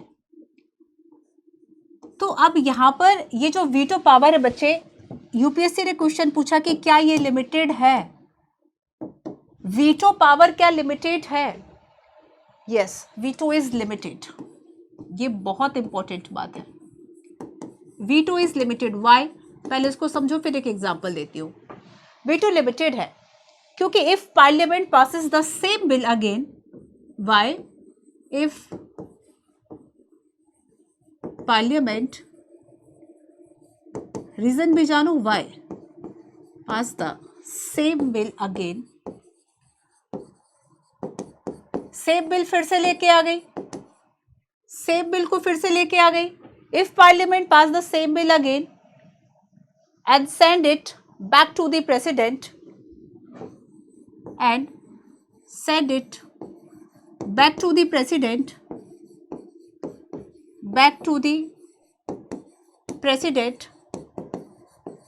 अब प्रेसिडेंट के पास क्या ऑप्शन है? Give assent to that bill. Bind हो गए बैक टू द प्रेसिडेंट, तो प्रेसिडेंट के पास क्या ऑप्शन है? चुपचाप सहमति दे दीजिए, give assent to the bill. अब कोई ऑप्शन ही नहीं बचता ना बच्चे, अब देनी ही है सहमति। आप यहाँ पे बाइंड हो गए, और अगर आप बाइंड हो गए तो बताओ लिमिटेड हुई? नहीं हुई। अनलिमिटेड तो तब होगी कितने भी बार, है ना। अब इसका एक एग्जांपल है पॉकेट वीटो। पॉकेट वीटो समझते हैं कि आखिर ये क्या है, ठीक है। देखो इसी से जुड़ा हुआ है, यहां बता देती हूँ। पॉकेट वीटो, पॉकेट में कोई चीज रख ली, हमें निकालनी ही नहीं है, ठीक है। पॉकेट वीटो की बात करें, आपने पॉकेट में कोई चीज रख ली, आपको निकालनी ही नहीं है, तो pocket veto that means constitution में कोई टाइम लिमिट नहीं दी गई है। इस पे तो अभी सुप्रीम कोर्ट में विवाद बहस भी चल रही है कि अगर आपने कोई बिल गवर्नर और प्रेसिडेंट के असेंट के लिए दिया, क्या उस पर कोई टाइम लिमिट होनी चाहिए? सबसे पहली बात जानो, कॉन्स्टिट्यूशन टाइम लिमिट की बात ही नहीं करता, है ना। सो कॉन्स्टिट्यूशन ये कहता है just keep the bill pending without any time limit, pending without any time limit. कोई टाइम ही नहीं है, जब चाहे तब तक रखे रहो। इसी का एक एग्जाम्पल है ज्ञानी जेल सिंह। ज्ञानी जेल सिंह 1986 में एक बिल आया था बच्चे, पोस्ट ऑफिस बिल, और इस पोस्ट ऑफिस बिल को जैसे ही पारित किया गया, उसके बाद जो लोग हैं वो सब ये कहने लगे कि ये प्रेस की फ्रीडम को कर्टेल करता है, और प्रेस की फ्रीडम को कर्टेल करता है। तो ज्ञानी जेल सिंह ने अपने पॉकेट में रख लिया कि अब हम इसको असेंट ही नहीं देंगे विदाउट एनी टाइम लिमिट, और ऐसे में एक ऐसा बिल एक्ट बनने से रुक गया जो कि प्रेस की फ्रीडम को कर्टेल कर सकता था। तो इसलिए इसका बहुत इंपॉर्टेंस है, ठीक है। चलिए अब आते हैं एक और पॉलिटिकल सर्कमस्टांसेस पे। पॉलिटिकल सर्कमस्टांसेस देखो, एक तो वीटो पावर हो गई, एक और समझो, एक पॉलिटिकल सर्कमस्टांसेस की बात करते हैं।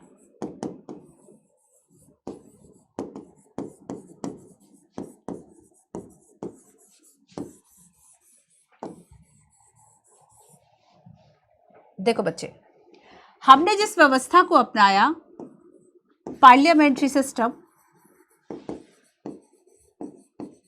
इस पार्लियामेंट्री सिस्टम में आप सब जानते हैं कि गवर्नमेंट के पास जब तक मेजोरिटी है, गवर्नमेंट के पास जब तक मेजोरिटी है तभी तक गवर्नमेंट है।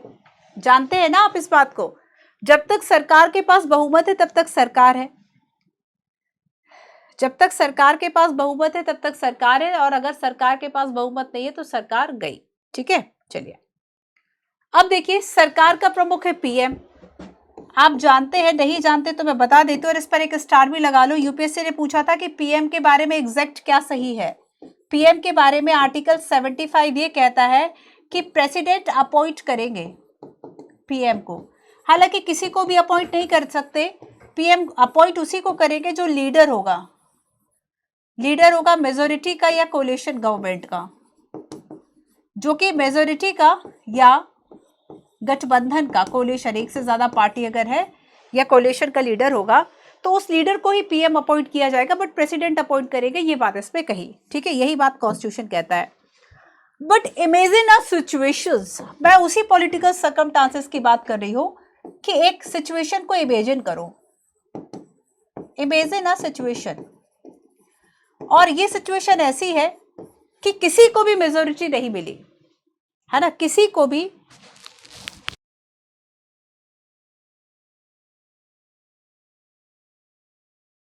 no leader has a clear majority in Lok Sabha. No leader has a clear majority in Lok Sabha. In Lok Sabha. अब बताओ, अब इस सिचुएशन में पीएम किसको बनाएंगे, सरकार कैसे चलेगी?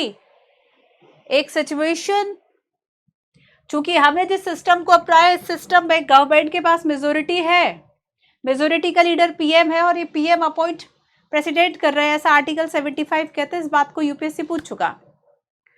बट यहां पर एक ऐसी सिचुएशन क्रिएट हो गई, आप देखेंगे कि बच्चे, हम अगर जब से हमारे देश में पहली सरकार बनी उसके बाद से आप देखेंगे टिल 1980 के आसपास तक कांग्रेस का डोमिनेंस बना रहा। एंड बच्चे, कांग्रेस का जो डोमिनेंस रहा, ठीक है, लेकिन 1989 के बाद क्या होता है ना कि किसी भी एक पार्टी को क्लियर मेजोरिटी नहीं मिल रही थी, ऐसे में कोलिशन जो गवर्नमेंट है वह बनने लगी। और कभी अगर किसी को नहीं मिली मेजोरिटी तब क्या करेंगे, तब ऐसे में यहां पर now the president has to decide, इसमें है ना, ये जो सिचुएशन है, इस सिचुएशन में एक और जो पावर है, यही तो पॉलिटिकल सर्कमस्टांसेस है। अब ये डिसाइड करना कि प्रेसिडेंट जो पीएम है वह कौन बनेगा। Now the president has to decide,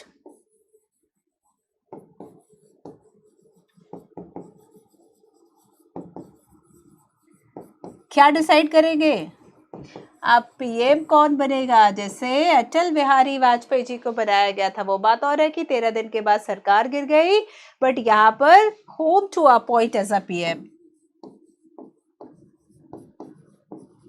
ये प्रेसिडेंट अपॉइंट करेंगे कि अब जो प्राइम मिनिस्टर है वह कौन होगा। ठीक है, ये काम अब प्रेसिडेंट के पास ही डिसाइड पावर आ गया। तो एक ऐसा पॉलिटिकल सर्कमस्टांसेस होता है जिसमें एक और डिस्क्रिशनरी पावर प्रेसिडेंट के पास हो जाती है। क्लियर? जैसे कि जब प्रेसिडेंट नारायणन थे, उन्होंने क्या किया था, अटल बिहारी जी की जो है उनको, अटल बिहारी वाजपेयी को इन्वाइट करा था कि आप गवर्नमेंट बनाओ, मेजोरिटी को प्रूव करो। क्लियर? क्लियर? एक बात और समझो, ये बात आप समझ गए बच्चों, ये वीटो पावर का यहाँ पर है ना, और ये यहाँ पर है, थोड़ा सा अंतर देख लेना इसका।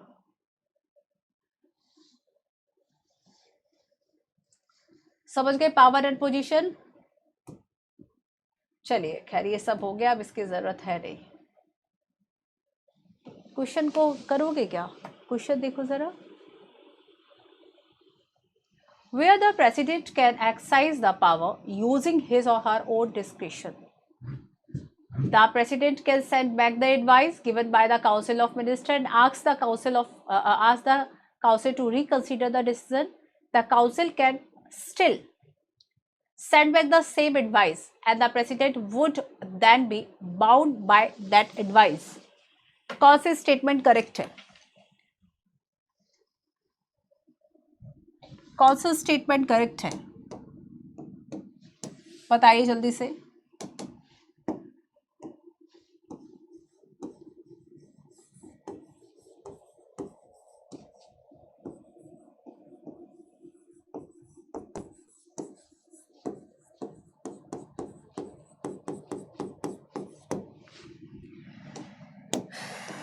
यस करेक्ट, दोनों ही करेक्ट है ना, बोथ 1 and 2. एक बात बताओ, हम कहते हैं कि ये तो फॉर्मली हेड है, ज़्यादा शक्तियाँ इनके पास है नहीं. अगर ज़्यादा शक्तियाँ इनके पास नहीं है, ऐसे में प्रेसिडेंट की ज़रूरत क्या है? एक क्वेश्चन दिमाग पे आता है ना. मैं एक क्लास पढ़ा रही थी, उसमें एक बच्चे ने यही क्वेश्चन किया, जबकि हम इसको पढ़ते हैं. उसके दिमाग में सही क्वेश्चन आया. आपके दिमाग में सही क्वेश्चन आया, ये भी बहुत बड़ी बात है. उसके तो वो स्टूडेंट क्वेश्चन पूछता है कि मैम अगर प्रेसिडेंट को आपने फॉर्मल हेड बनाया, कोई ये अपने मन से कुछ काम ही नहीं कर सकते, देन वाई, ज़रूरत क्या है हमें प्रेसिडेंट की? देखिए अब बात आ गई बच्चे कि हमारे पास है पार्लियामेंट्री सिस्टम. समझिए इस बात को, हमने जिस सिस्टम को अडॉप्ट किया that is parliamentary. And parliamentary system में मेजोरिटी की गवर्नमेंट है. जिसके पास मेजोरिटी का सपोर्ट होगा, अब सपोर्ट होगा तो कभी भी छीन सकता है, नहीं छीन सकता है ना. तो अगर मेजोरिटी है तो रिमूव भी हो सकती है. तो कभी भी इसको, मेजोरिटी अगर नहीं है तो कभी भी गवर्नमेंट को रिमूव किया जा सकता है. यस और नो? यस है ना. तो ऐसे सिचुएशन में रिक्वायर्ड होता है head of the state who has fixed term. ऐसे सिचुएशन में रिक्वायर होता है कि एक हेड ऑफ द स्टेट हो, हेड ऑफ द स्टेट हो जिसका कि फिक्स टर्म हो. फिक्स टर्म हो कि देश में ऐसी स्थिति ना बने कि अब कोई है ही नहीं, है ना. Who may symbolically represent the entire nation. So president क्या कर रहे हैं? Represent the entire nation. Clear? इसलिए हमें जरूरत होती है प्रेसिडेंट की. आगे चले, थोड़ी सी बात पीएम की कर ले. आओ जरा वीटो पावर देखो. पहले इस क्वेश्चन को देख लो. The president also has veto power, withhold or refuse to give assent to bill and other than money bill passed by parliament. Veto is unlimited. Veto is unlimited. यही बताया क्या?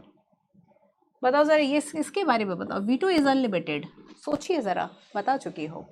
President can just keep the bill pending with him without any time limit and this is sometimes referred to as pocket veto. बताइए क्या correct होगा statement?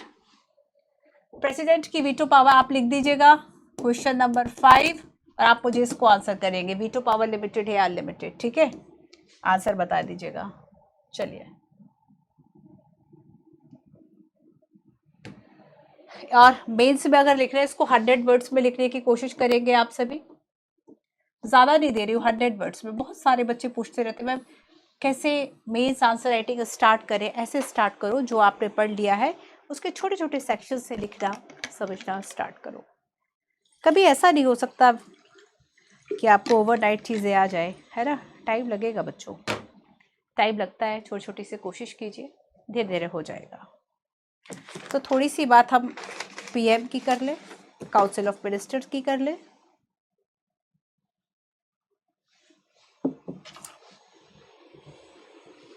या तो Telegram पर भेजिएगा या कमेंट्स में भी लिख सकते हैं. ठीक है, चलिए. PM and council of minister.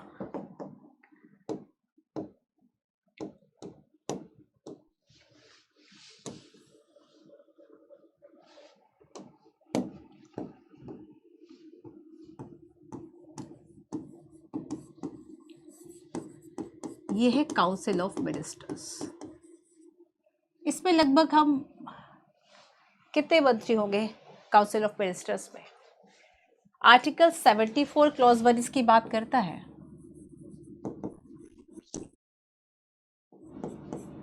Council of minister, है ना, एंड काउंसिल ऑफ मिनिस्टर के जो हेड हैं ये हेड होंगे प्राइम मिनिस्टर।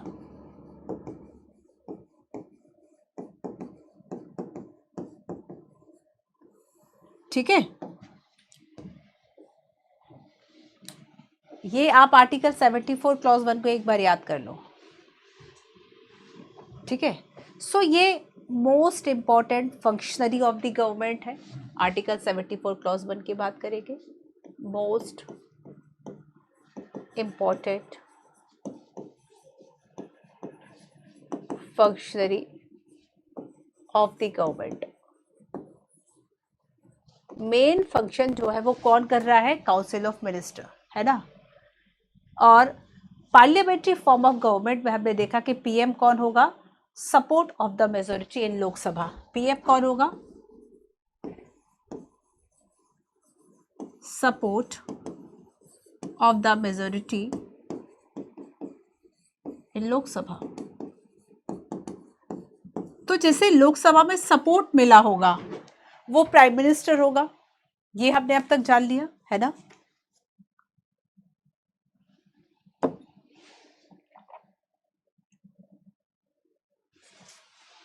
एक स्टार लगाओ। देखो, मैंने आपसे कहा कि सपोर्ट ऑफ द मेजोरिटी।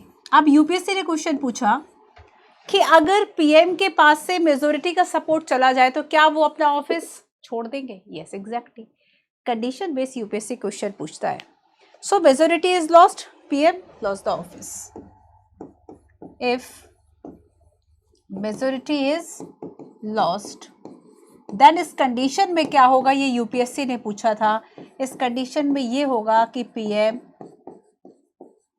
अपना जो ऑफिस है खो देंगे। अब पीएम नहीं रहे।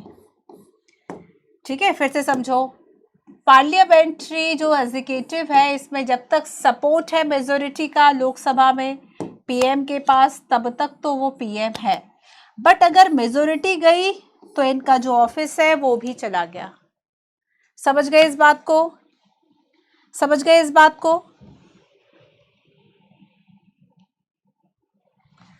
मैंने आपको बताया अभी कि जब हम बात करते हैं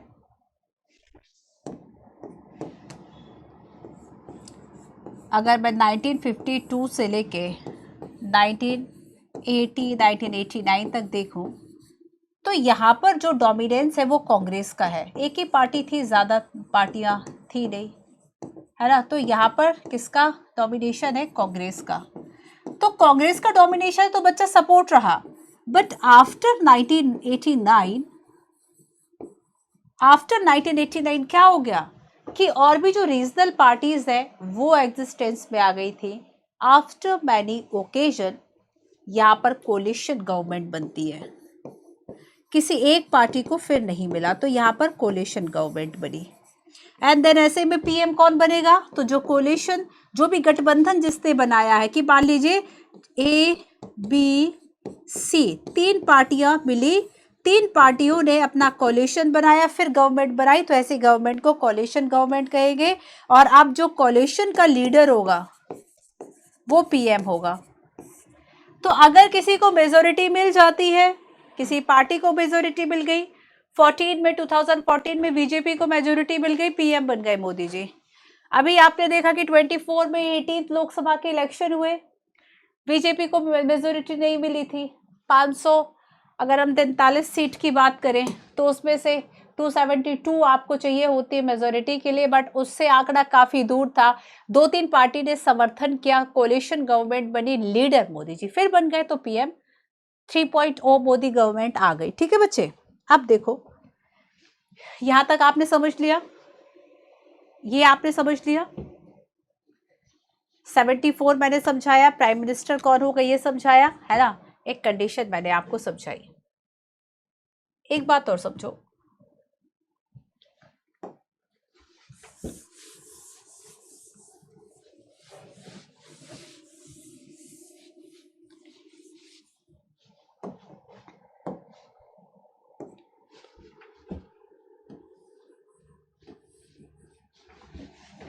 prime minister and council of ministers के बारे में देखो, तो काउंसिल ऑफ मिनिस्टर्स में आखिर मिनिस्टर कौन होगा ये कौन डिसाइड करेगा। हमने बात की कि काउंसिल ऑफ मिनिस्टर है, तो यहाँ पर who will be the minister.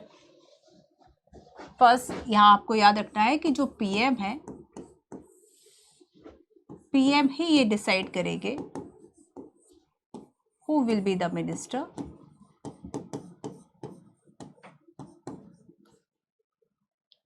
ठीक है, जो मिनिस्टर है वो कौन बनेगा, रैंक क्या होगी, कैबिनेट मिनिस्टर कौन बनेगा, कैबिनेट मिनिस्टर कौन बनेगा, आपको कौन सा मंत्रालय, कौन सा विभाग, पोर्टफोलियो, मिनिस्ट्री दिया जाएगा। ये सारा डिसीजन जो है पीएम ही करेंगे। ठीक है, तो ये जो काउंसिल ऑफ मिनिस्टर में बच्चे मिनिस्टर कौन होगा, रैंक क्या होगी, इन सभी को ये जो एलोकेशन है वो पीएम करेंगे। ठीक है, तो ये पीएम का डिसीजन होगा, लेकिन याद रखना कि council of minister and PM in दोनों को ही अपॉइंट प्रेसिडेंट करते हैं। ये शब्द याद रखो, अपॉइंट कौन करेगा, प्रेसिडेंट करेंगे। लेकिन हाँ, प्रेसिडेंट उसे ही अपॉइंट करेंगे जो पीएम एडवाइस करेंगे, अपने मन से नहीं कर सकते। प्रेसिडेंट अपॉइंट करेंगे, ये मंत्री जो है उन पे रबर जो है, जो रबर स्टैंप का काम, मोहर लगाने का काम कि अब से ये मिनिस्टर है, वो प्रेसिडेंट कर रहे हैं, लेकिन कर वो पीएम की सलाह से रहे। पीएम ने डिसाइड कर लिया, पीएम ने कर लिया सिलेक्शन, अपॉइंटमेंट जो है वो प्रेसिडेंट ने कर दिया। क्लियर, क्लियर है।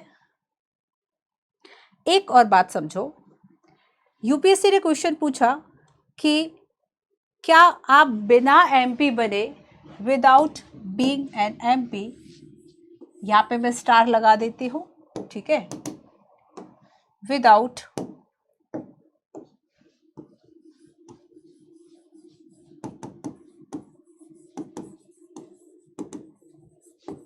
आप मेंबर ऑफ पार्लियामेंट नहीं है, एमपी मतलब मेंबर ऑफ पार्लियामेंट। ठीक है, सांसद सदस्य, आप मेंबर ऑफ पार्लियामेंट नहीं है, विदाउट शब्द को अंडरलाइन कर लो, आप एमपी नहीं है। ठीक है, एक कंडीशन दे दी यूपीएससी ने, without being an MP, member of parliament. ठीक है, क्या कोई person has to get, condition क्या पूछी थी, person has to get elected to the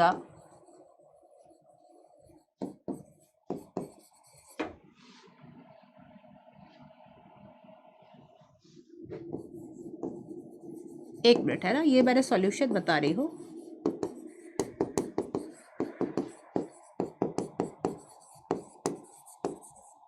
रुक जाओ, अभी पहले क्या आप विदाउट एमपी आप क्या पीएम और काउंसिल ऑफ मिनिस्टर में आ सकते हैं, ये पूछा था। क्या आप पीएम और मिनिस्टर विदाउट एमपी बने बन सकते हैं, मतलब एक कंडीशन यूपीएससी ने पूछी। इसका आंसर है यस, इसका आंसर क्या है, यस। बट यस के साथ साथ एक कंडीशन है, इसका आंसर क्या है, यस है, बट यस के साथ ये कंडीशन है। और कंडीशन क्या कहती है, कंडीशन कहती है कि आप विद इन 6 मंथ, 6 माह के भीतर, विद इन 6 मंथ आपको पार्लियामेंट, ऐसा नहीं कह रहे कि केवल लोकसभा, ऐसा नहीं कह रहे केवल राज्यसभा, इसमें कह रहे कि आपको विदाउट अगर एमपी बने, अगर आप विदाउट एमपी बने, आप प्राइम मिनिस्टर या फिर मिनिस्टर जो है वह अगर बनना चाहते हैं तो बन जाएंगे, लेकिन एक शर्त है, person has to get elected to the parliament within 6 month, कि आपको विद इन 6 मंथ आपको पार्लियामेंट के किसी भी सदन का मेंबर बनना होगा। क्लियर। एक चीज और पढ़ा देती हूँ, size of council of minister, फिर सीधा ब्यूरोक्रेसी पे आते हैं। एक बात बताओ, पता है पहले क्या होता था, एक अमेंडमेंट पढ़ा रही हो, 91st कॉन्स्टिट्यूशन अमेंडमेंट। मतलब ये काउंसिल ऑफ मिनिस्टर जो हम पढ़ रहे हैं इसमें कितने मंत्री होंगे, इसका कोई साइज वाइज है? कितने कितने आदमी थे, वो वाली बात है। कितने मंत्री होंगे भाई, सबको मंत्री बना दोगे? पहले बच्चे आप देखेंगे कि पहले इसमें कोई लिमिटेशन नहीं थी, नंबर की कोई लिमिटेशन बाउंडेशन नहीं थी। पहले क्या होता था, सबको बना दो, कोई दिक्कत नहीं है। अब जैसे कि मान लो किसी ने आपको सपोर्ट किया तो उसने मंत्रालय मांगा, अपने फेवर में मांगे, हमें कौन सी मिनिस्ट्री दोगे, हमें कौन सी, हम सपोर्ट दे रहे हैं, हमें कौन सी मिनिस्ट्री दोगे? तो सबको मिनिस्ट्री दे दो, सबको मिनिस्ट्री दो, तो एमपी तो कोई बच ही नहीं रहा, सबको आपने मिनिस्टर बना दिया। तो मिनिस्टर मतलब काउंसिल ऑफ मिनिस्टर में कोई साइज वाइज है कि नहीं है? तो देखो बच्चे, before 91st constitution amendment act जो कि 2003 में होता है, इसके पहले कोई रिस्ट्रिक्शंस नहीं थी number of council of minister में, कोई रिस्ट्रिक्शंस नहीं थी। बट आफ्टर, जैसे कि अच्छा मैं अटल जी के समय की बात करूं, बहुत मेहमत काउंसिल ऑफ 1999 में अटल जी के सरकार की मैं बात कर रही हूँ बच्चे, और इनके समय में जानते हो कितने मंत्री थे? 74। Council of minister had 74 ministers, 74 ministers थे, समझ रहे हो? तो यहां पर कोई काउंसिल ऑफ मिनिस्टर का वही नहीं था। अब लेकिन देखो 91st कॉन्स्टिट्यूशन होता है अमेंडमेंट 2003 में,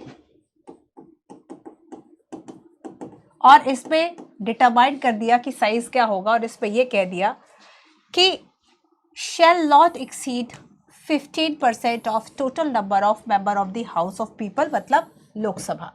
ठीक है, यहां पर क्या कर दिया बच्चे कि अब 15% से ज्यादा नहीं होगा। जैसे कि लोकसभा की अगर 543 है, 543 का 15% निकाल लो, केवल उतने ही मिनिस्टर काउंसिल ऑफ मिनिस्टर में हो सकते, इससे एक्सीड नहीं कर सकते आप।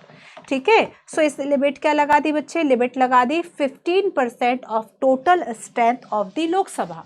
अब 15% of total strength in Lok Sabha, 15% से ज्यादा एक्सीड नहीं करोगे, इंक्लूडिंग पीएम, इंक्लूडिंग पीएम, ऐसा नहीं कि पीएम के अलावा, इंक्लूडिंग पीएम। ठीक है, समझ गए इस बात को? And no minimum required at the central level. अगर आप कहें मिनिमम कितने होने चाहिए, मिनिमम के लिए कोई रिक्वायरमेंट नहीं है। अगर हम यूटीज की बात करें, दिल्ली की बात करें, जम्मू कश्मीर की बात करें, इसके लिए मैक्सिमम अगर आप लिमिट की बात करें 10% की बात की गई है, जो भी टोटल स्ट्रेंथ होगी वहां की असेंबली की। ठीक है, क्लियर? दो चार बातें और पीएम के बारे में समझ लीजिए। अच्छा, ये तो आपने पढ़ लिया कि जो एग्जीक्यूटिव है, अब आप खुद लिखिएगा, मैं आपको दो चार बातें समझा रही। देखो बच्चे, जो एग्जीक्यूटिव है वो लेजिस्लेटिव के अंडर कंट्रोल जो काम है वह करती है, लेजिस्लेटिव के अंडर कंट्रोल जो काम है वह कर रही है ना। एंड जो काउंसिल ऑफ मिनिस्टर है वो कलेक्टिवली रिस्पॉन्सिबल है टू द लोकसभा। ये भी बात मुझे लिखानी ही पड़ेगी। चलिए आइए एक बात और बता देती हूँ, हेडिंग डालो collective responsibility.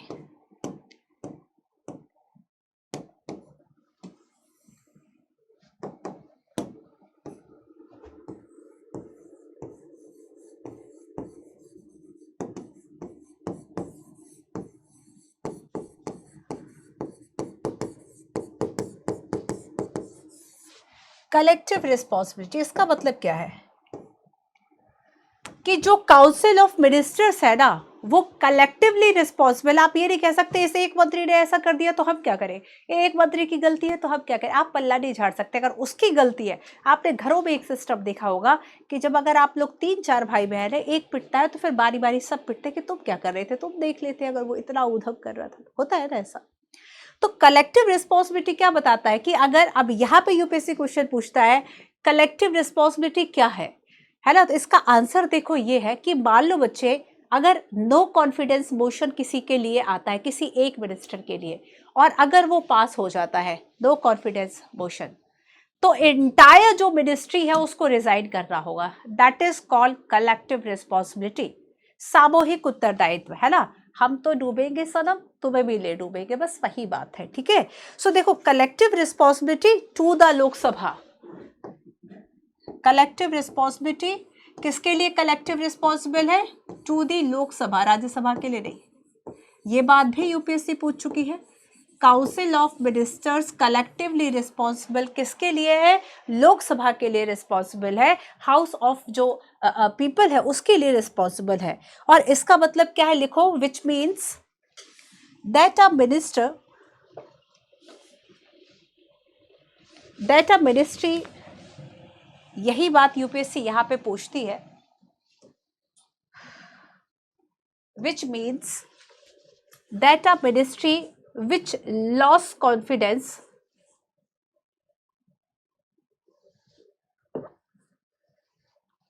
of the Lok Sabha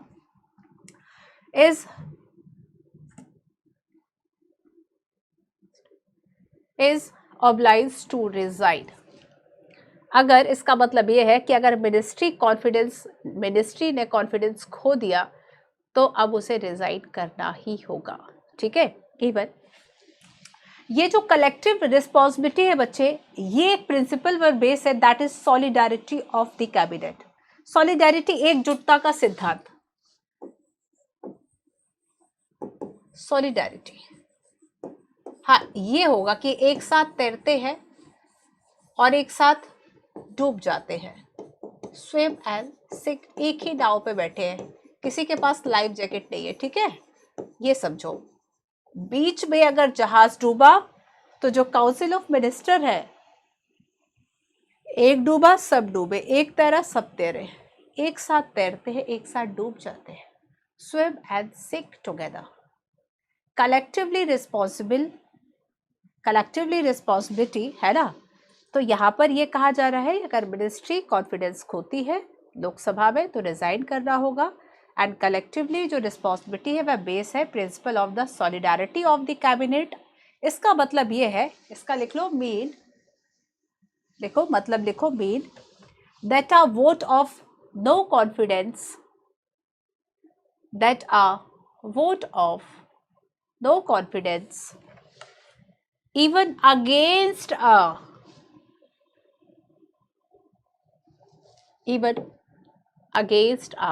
single minister lead to the resignation of the entire council of minister एक के खिलाफ अविश्वास प्रस्ताव आया तो सबको हटना पड़ेगा, सबको रिजाइन करना पड़ेगा। तो एक बार कलेक्टिव रिस्पॉन्सिबिलिटी पढ़ लीजिएगा। ठीक है, चलिए। एंड एक बात और, इफ अ मिनिस्टर, मान लीजिए कोई ऐसा मिनिस्टर है जो कैबिनेट से सहमत नहीं है, कैबिनेट ने कोई डिसीजन लिया और आप सहमत नहीं है। जैसे कि हिंदू कोड बिल जब आया था तो आप देखेंगे कि बहुत सारे लोगों ने बहुत रिफॉर्म, देखो धर्म में सुधार करना कभी भी, किसी भी धर्म की हम बात करें, छोटा मुद्दा नहीं रहा। चाहे आप हिंदू धर्म की बात करें, अब तब भी बहुत जो पंडित थे उन्होंने बहुत बवाल किया था, कैसे आप एक शादी, बहु विवाह, ये सारी चीज़ें कर रहे हैं। ठीक है, तो उसमें आप देखेंगे कि डॉक्टर अंबेडकर को रिजाइन करना पड़ा था हिंदू कोड बिल के कारण। अगर कोई एक ऐसा मिनिस्टर है पूरी कैबिनेट में जो कि सहमत नहीं है, जिसका कंसेंट नहीं है कैबिनेट के पास, तो उसके पास केवल दो ऑप्शन है। ये बात भी यूपीएससी पूछता है। और उसके पास बच्चे जो दो ऑप्शन है वह ये है कि या तो वह अग्री कर ले कैबिनेट के साथ, ठीक है, आइदर एक्सेप्ट और रिजाइन, केवल दो ऑप्शन, या तो एक्सेप्ट कर लो या रिजाइन कर दो। क्योंकि अगर एक नहीं, मतलब एक के पीछे सब नहीं डूबेंगे ना, है ना, तो वो वाली बात यहाँ पर हो जाती है। क्लियर। एक बात और देखो बच्चे, जो काउंसिल ऑफ मिनिस्टर है, एक लास्ट पॉइंट और, जो काउंसिल ऑफ मिनिस्टर है, आप बताएंगे मुझे अभी मोदी जी ने 2024 में कब शपथ ली? काउंसिल ऑफ मिनिस्टर का एग्जिस्टेंस पीएम से ही है। जिस दिन पीएम ओथ लेंगे ना, उस दिन ये सब जो है वे जिंदा हो जाएंगे। और जिस दिन पीएम की डेथ होगी, पीएम अगर रिजाइन करते हैं, ये बात भी यूपीएससी, ये कंडीशन बेस्ड क्वेश्चन, अगर पीएम का रिजाइन है पीएम की डेथ हो गई, देन काउंसिल ऑफ मिनिस्टर इस्तीफा दे देगा। भाई इस्तीफा नहीं देगा, ये ऑटो डिसॉल्व हो जाएगा, ऑटोमेटिकली डिसोल्यूशन हो जाएगा अगर डेथ या रिजाइन होता है। अगर डेथ या रिजाइन होता है, ठीक है, इस कंडीशन में काउंसिल ऑफ मिनिस्टर जो है ऑटोमेटिकली डिसॉल्व।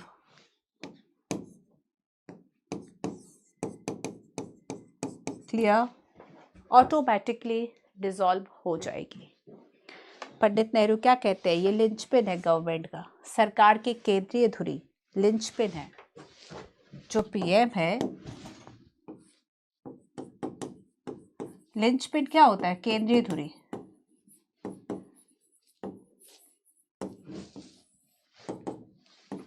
ये कहते हैं पंडित नेहरू, और किसके लिए कहते हैं, पीएम के लिए।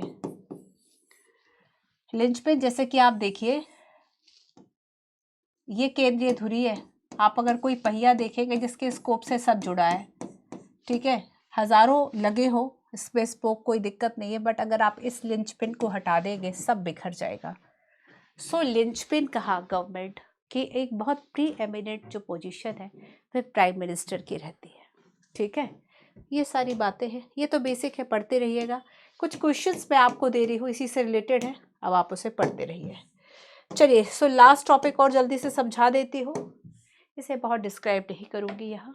देखिए, ब्यूरोक्रेसी में जानने समझने के लिए वैसे बहुत कुछ है, ठीक है। वैसे आप देखेंगे कि सब बच्चों सभी को आईएएस ही बनना है, आईपीएस कुछ एक का ही ख्वाब होगा। तो यहाँ पर देखो, ब्यूरोक्रेसी की अगर हम बात करें, आप अगर ब्यूरोक्रेट बनना चाहते हैं तो आप गवर्नमेंट का वो हिस्सा बनेंगे। यूपीएससी क्वेश्चन पूछता है कि जो ब्यूरोक्रेसी है वह आखिर क्या है, ब्यूरोक्रेसी आखिर जो है वह किस तरीके से वर्क करेगी, ये इसका मेन काम क्या है। तो ब्यूरोक्रेसी का मेन काम क्या होगा बच्चे, कि जो गवर्नमेंट जो काम मतलब गवर्नमेंट जो लॉ बना रही है, जो पॉलिसी, उसको इम्प्लीमेंट करने के लिए एक पूरा एक मैकेनिज्म है। तो ब्यूरोक्रेसी क्या है, आप देखेंगे कि एक एडमिनिस्ट्रेटिव मशीनरी जो कि ट्रेंड है, जो कि स्किल्ड है ना, और एक परमानेंट एम्प्लॉय है गवर्नमेंट का। और इसका वर्क क्या होगा, फॉर्मुलेटिंग। और देखो, मिनिस्टर्स के साथ मनरेगा बनी, तो मनरेगा किसी मिनिस्टर ने थोड़ी बनाई, मिनिस्टर ने तो क्या किया, मिनिस्टर आपके सामने का फेस है, पर्दे के पीछे तो कोई उसका सचिव सेक्रेटरी काम कर रहा है ना, जो कि आईएएस है ना, तो वो काम कर रहे हैं, वो योजना बना के दे रहे हैं, आप केवल उसकी घोषणा कर दे रहे हो। तो परमानेंट एम्प्लॉय है गवर्नमेंट के, तो ये मिनिस्टर्स को जो पॉलिसी फॉर्मुलेटिंग है उसमें हेल्प करेंगे एंड इम्प्लीमेंट में हेल्प करेंगे, ठीक है। और ये बच्चे याद रखना कि जैसे कि जो इलेक्टेड रिप्रेजेंटेटिव होंगे, इलेक्टेड मतलब मिनिस्टर्स, पॉलिटिकल एग्जीक्यूटिव, इनका कंट्रोल इन पे रहता है, किन पे, ब्यूरोक्रेट्स पे, ठीक है, ब्यूरोक्रेट्स पे कंट्रोल जो है वह रहता है। तो बच्चे पूरा एक प्रोफेशनल एक मैकेनिज्म, एक मशीनरी है ना, वो बनी होती है, पॉलिटिकली न्यूट्रल होते हैं। पॉलिटिकली न्यूट्रलिटी की आप पेपर 4 में पढ़ेंगे ब्यूरोक्रेसी के बारे में, कि आखिर क्या क्या जो है वह एक सिविल सर्वेंट से एक्सपेक्ट किया जाता है कि उसके एटीट्यूड एप्टीट्यूड में क्या हो। पॉलिटिकल न्यूट्रलिटी, आज किसी की सरकार है, कल किसी की सरकार है, गवर्नमेंट जो पॉलिसी बनाए आपका काम है इम्प्लीमेंट करना, किसी से कोई दिल लगाने वाली बात नहीं है कि आप ये सोचो कि अब हम इसके साथ जो काम है वह करें और हमें इसकी पॉलिसी ही अच्छी लग रही है। जिसने जो पॉलिसी बना दी, आपका काम केवल इम्प्लीमेंट करना है। बड़ा ही कॉम्प्लेक्स सिस्टम है हमारे देश में ब्यूरोक्रेसी का। यहाँ पर आप देखेंगे कि अगर हम क्लासिफिकेशंस की बात करें तो ऑल इंडिया सर्विसेज में क्या है, आपका आईएएस है, आईपीएस है ना। सेंट्रल सर्विसेज में आपका फॉरेन सर्विसेज है, कस्टम सर्विसेज है। स्टेट सर्विसेज में आपके जो सिविल, बाकी स्टेट लेवल पर आप काम करते हैं, ठीक है, वो है।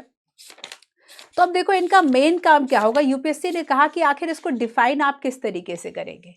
डिफाइन हम इसको कुछ इस तरीके से करेंगे कि जो ब्यूरोक्रेसी है वह क्या है। ब्यूरोक्रेसी बेसिकली गवर्नमेंट का वह तंत्र है, मैकेनिज्म है, जो कि पॉलिसीज को डायरेक्टली लोगों तक पहुंचाने का जो काम है वह करती है, ठीक है। अब देखो कि यहाँ पर अगर मैं आपसे बात करूं आईएएस के बारे में, आईपीएस के बारे में, तो इन्हें बैकबोन कहा जाता है, backbone of the higher level bureaucracy, ठीक है। ये क्या है, ये तो बैकबोन है बच्चे, आईएएस आईपीएस बैकबोन कहा जाता है। जैसे कि आप सभी जानते हैं, अगर हम कलेक्टर की बात करें डिस्ट्रिक्ट में, ठीक है, मोस्ट इंपॉर्टेंट ऑफिसर होता है कलेक्टर। आप सभी बनना चाहते हैं कि हाँ भाई डीएम बने, डिस्ट्रिक्ट कलेक्टर बने, मोस्ट इंपॉर्टेंट ऑफिसर होता है। और यहाँ पर आप देखेंगे कि ये जो कलेक्टर होता है वो आईएएस ऑफिसर्स होता है कि यूपीएससी से आप सेलेक्ट हुए, आपको आईएएस मिल गया और अब आप आगे जाके डिस्ट्रिक्ट कलेक्टर बनेंगे, ठीक है। तो यहाँ पर बच्चे आईएएस आईपीएस की हम बात करेंगे कि देखो ये स्टेट गवर्नमेंट के साथ काम करते हैं, बट यहाँ पर जो सेंट्रल गवर्नमेंट है, ठीक है, सेंट्रल गवर्नमेंट के अंडर एक तरह से रहती है, और साथ में अगर इनके खिलाफ कोई डिसिप्लिनरी एक्शन लेना है तो वो एक्शन केवल सेंट्रल गवर्नमेंट ले सकती है, स्टेट गवर्नमेंट नहीं ले सकती है। स्टेट गवर्नमेंट के हाँ एक सुपरविजन में जरूर काम करेंगे, बट इन पर जो टोटली कंट्रोल रहता है वो सेंट्रल गवर्नमेंट का होगा। क्लियर? सेंट्रल गवर्नमेंट का इन पर एक जो कंट्रोल है वह होता है, ठीक है। तो ब्यूरोक्रेसी जो है वह क्या कर रही है? Welfare policies of the government must reach the people. तो वो इंस्ट्रूमेंट, वो इंपॉर्टेंट इंस्ट्रूमेंट है जो वेलफेयर पॉलिसीज जो गवर्नमेंट की है उन्हें लोगों तक पहुंचाने का काम कर रही है, ठीक है। क्लियर है? चलिए, तो यहाँ पर ये ब्यूरोक्रेसी हो गया। तो हमने जाना कि जो अगर हम मॉडर्न एग्जीक्यूटिव की बात करें, बहुत ही पावरफुल इंस्टीट्यूशन है गवर्नमेंट का और बहुत सारे ग्रेट पावर्स है इसके पास, एंड साथ में एक डेमोक्रेटिक जो कंट्रोल है वह एग्जीक्यूटिव पर रहता है, क्योंकि लेजिस्लेचर का जो कंट्रोल है वह एग्जीक्यूटिव पर रहता है ना। And maker of the constitution ने उन्होंने क्या किया कि फाइनली जो लेजिस्लेटिव है, जो लोगों के रिप्रेजेंटेटिव्स है, उनका जो एक कंट्रोल है वह एग्जीक्यूटिव पर बना रहे, ताकि ये मनमानी ना कर सके, अनरिस्पॉन्सिव ना हो सके, ठीक है। तो बाकी कुछ क्वेश्चन से आप करते रहिएगा। तो ये था हमारा आज का सेशन जिसमें हमने एग्जीक्यूटिव की बात की। अगर आपके कोई डाउट हो बच्चों तो कमेंट बॉक्स आपके लिए खुला हुआ है, ठीक है। चलिए, सो मिलते हैं हम अपने नेक्स्ट सेशन में। Thank you so much.